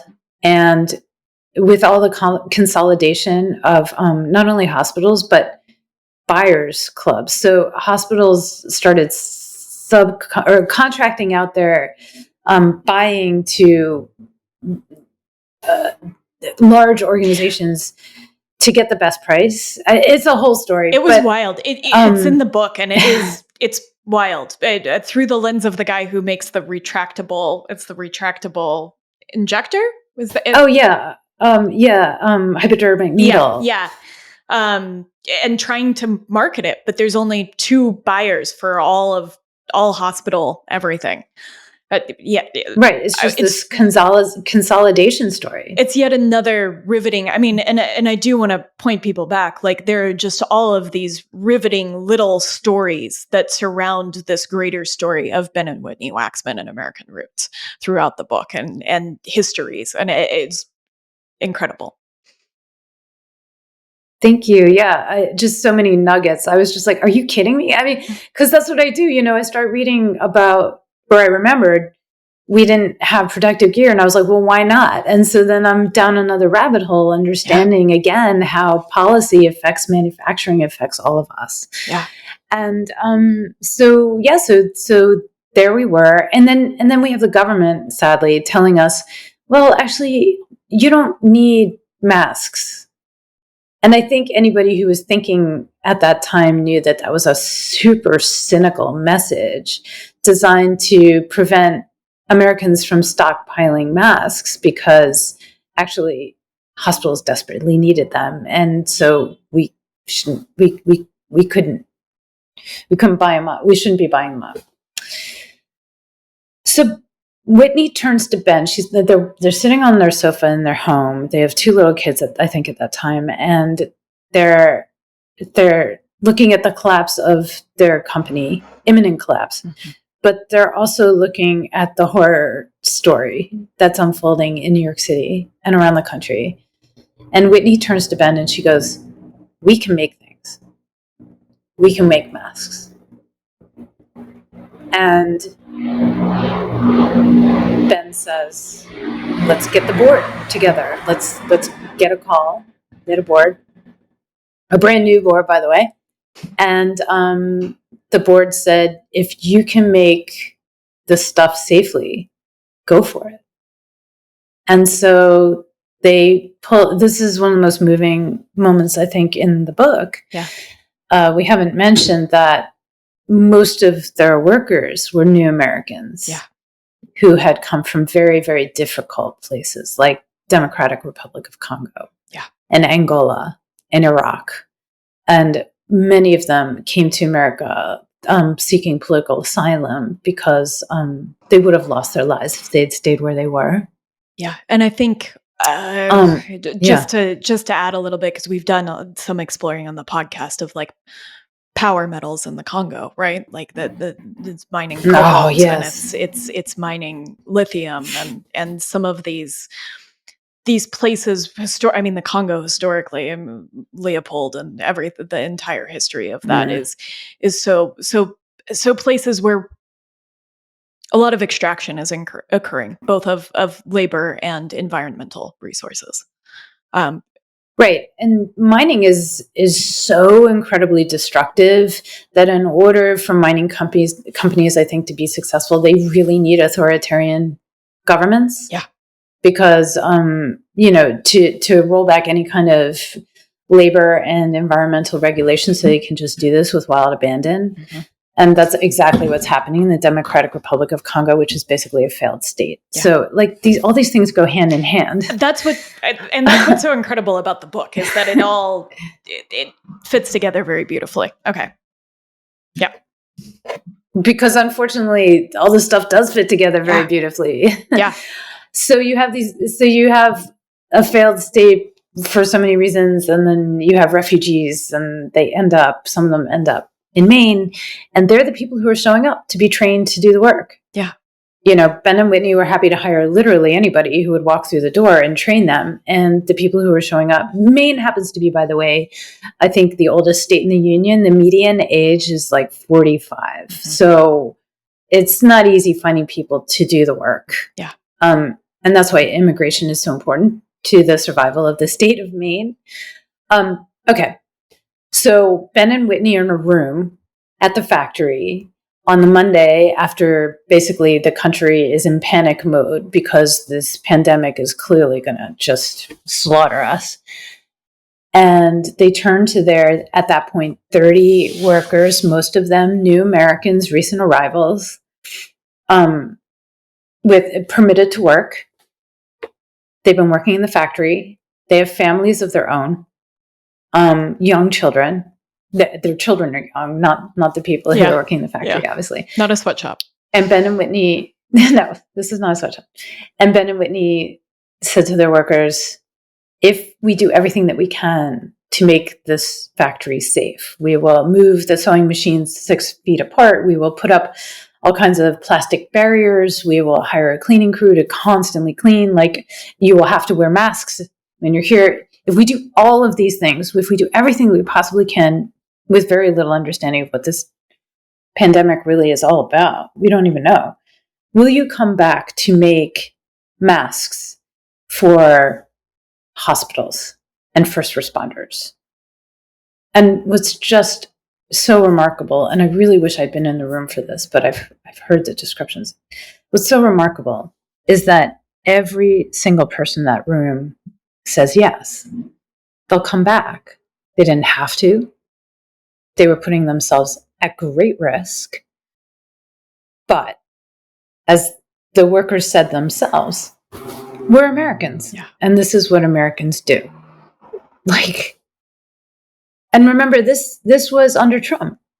Yeah. So at the same time that immigrants were being billed as like the scourge of American society and job killers and everything else, and rapists, you have this group of immigrants who've been through incredible trauma saying, yeah, this is what we do for each other. We're going to do this. We're going to do this for our fellow Americans. We're going to make masks. And they do. And that year, Ben and Whitney end up staffing up quite a bit. They end up with 150 employees, going from 30 to 150. And they're cranking out hundreds of thousands of masks of their own design.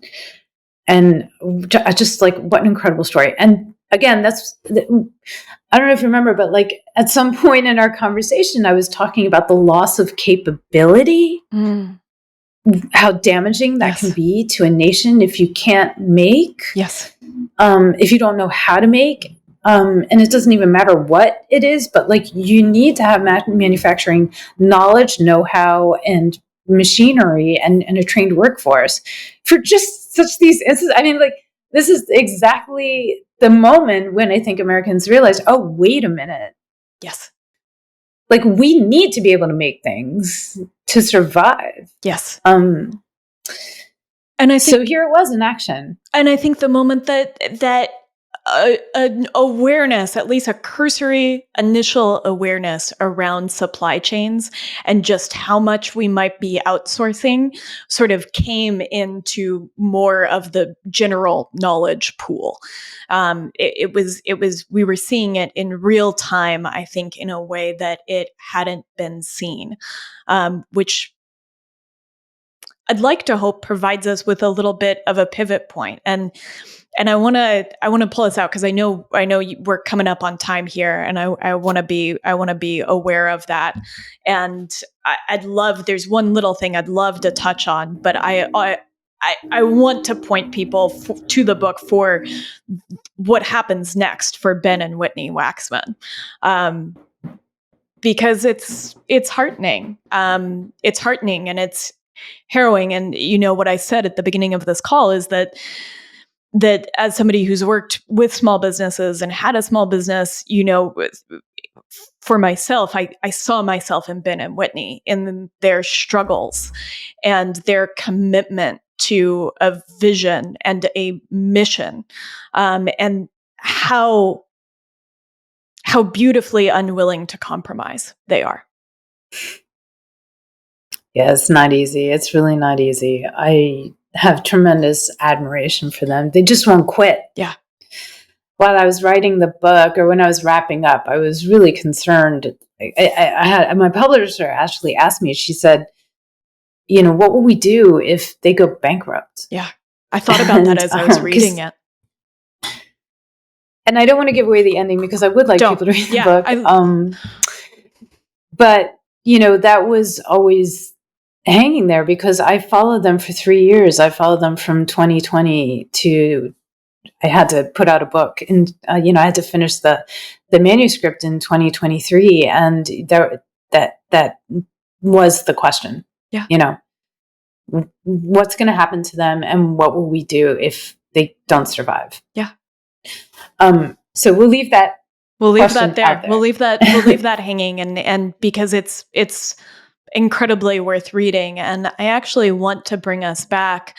You wrote an article for the Boston Globe about returning manufacturing to some of the empty office buildings that we've seen. I think it's multifactorial, but certainly post-COVID.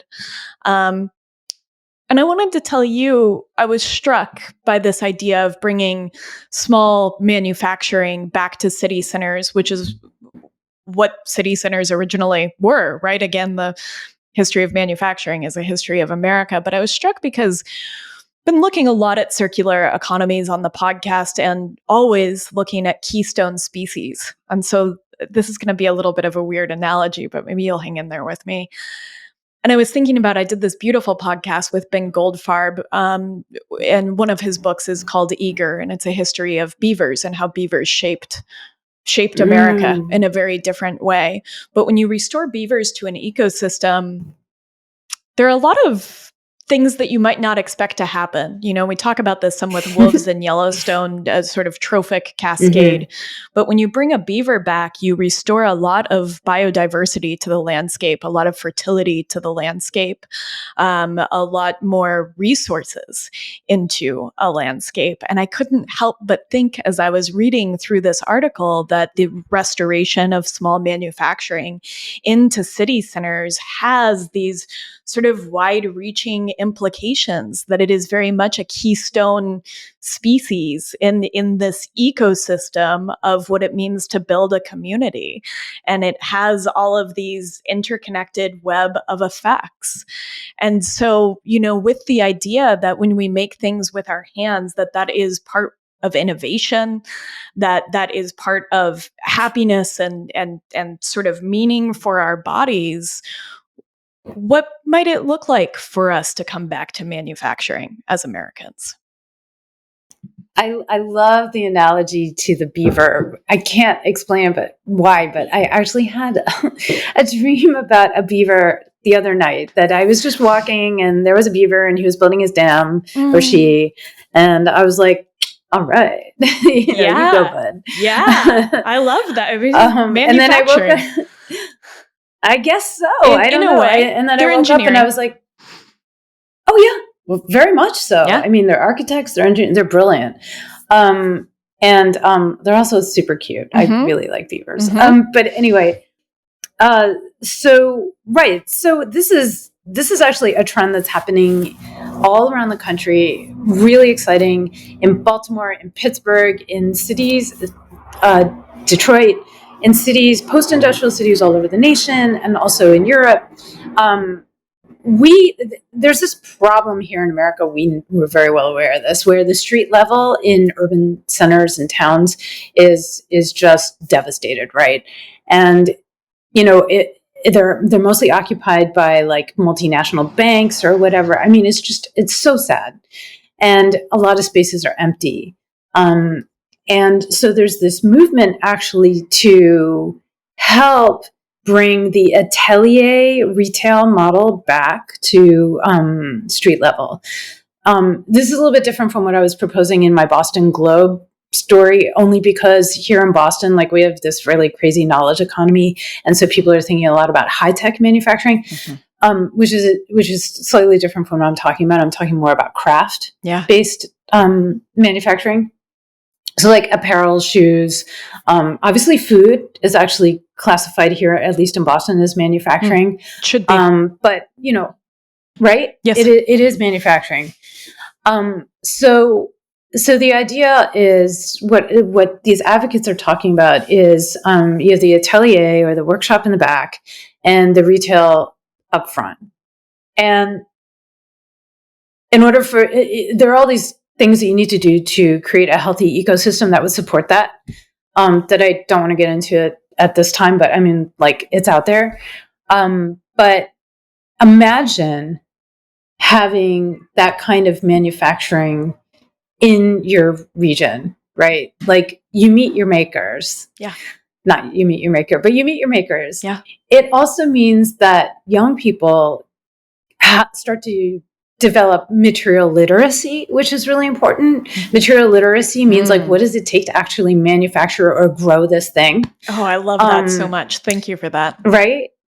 Yeah, material literacy. Because I actually have in the beginning of my book, on the end papers, when you open the hardcover, there's a graphic that talks about all the steps it takes to make an American-made hoodie, right? From the cotton field to shipping it across the country. And so, when you have makers, you start to develop material literacy when you have them in your community. And then you start to understand what's involved, what it takes to actually create something. Yes.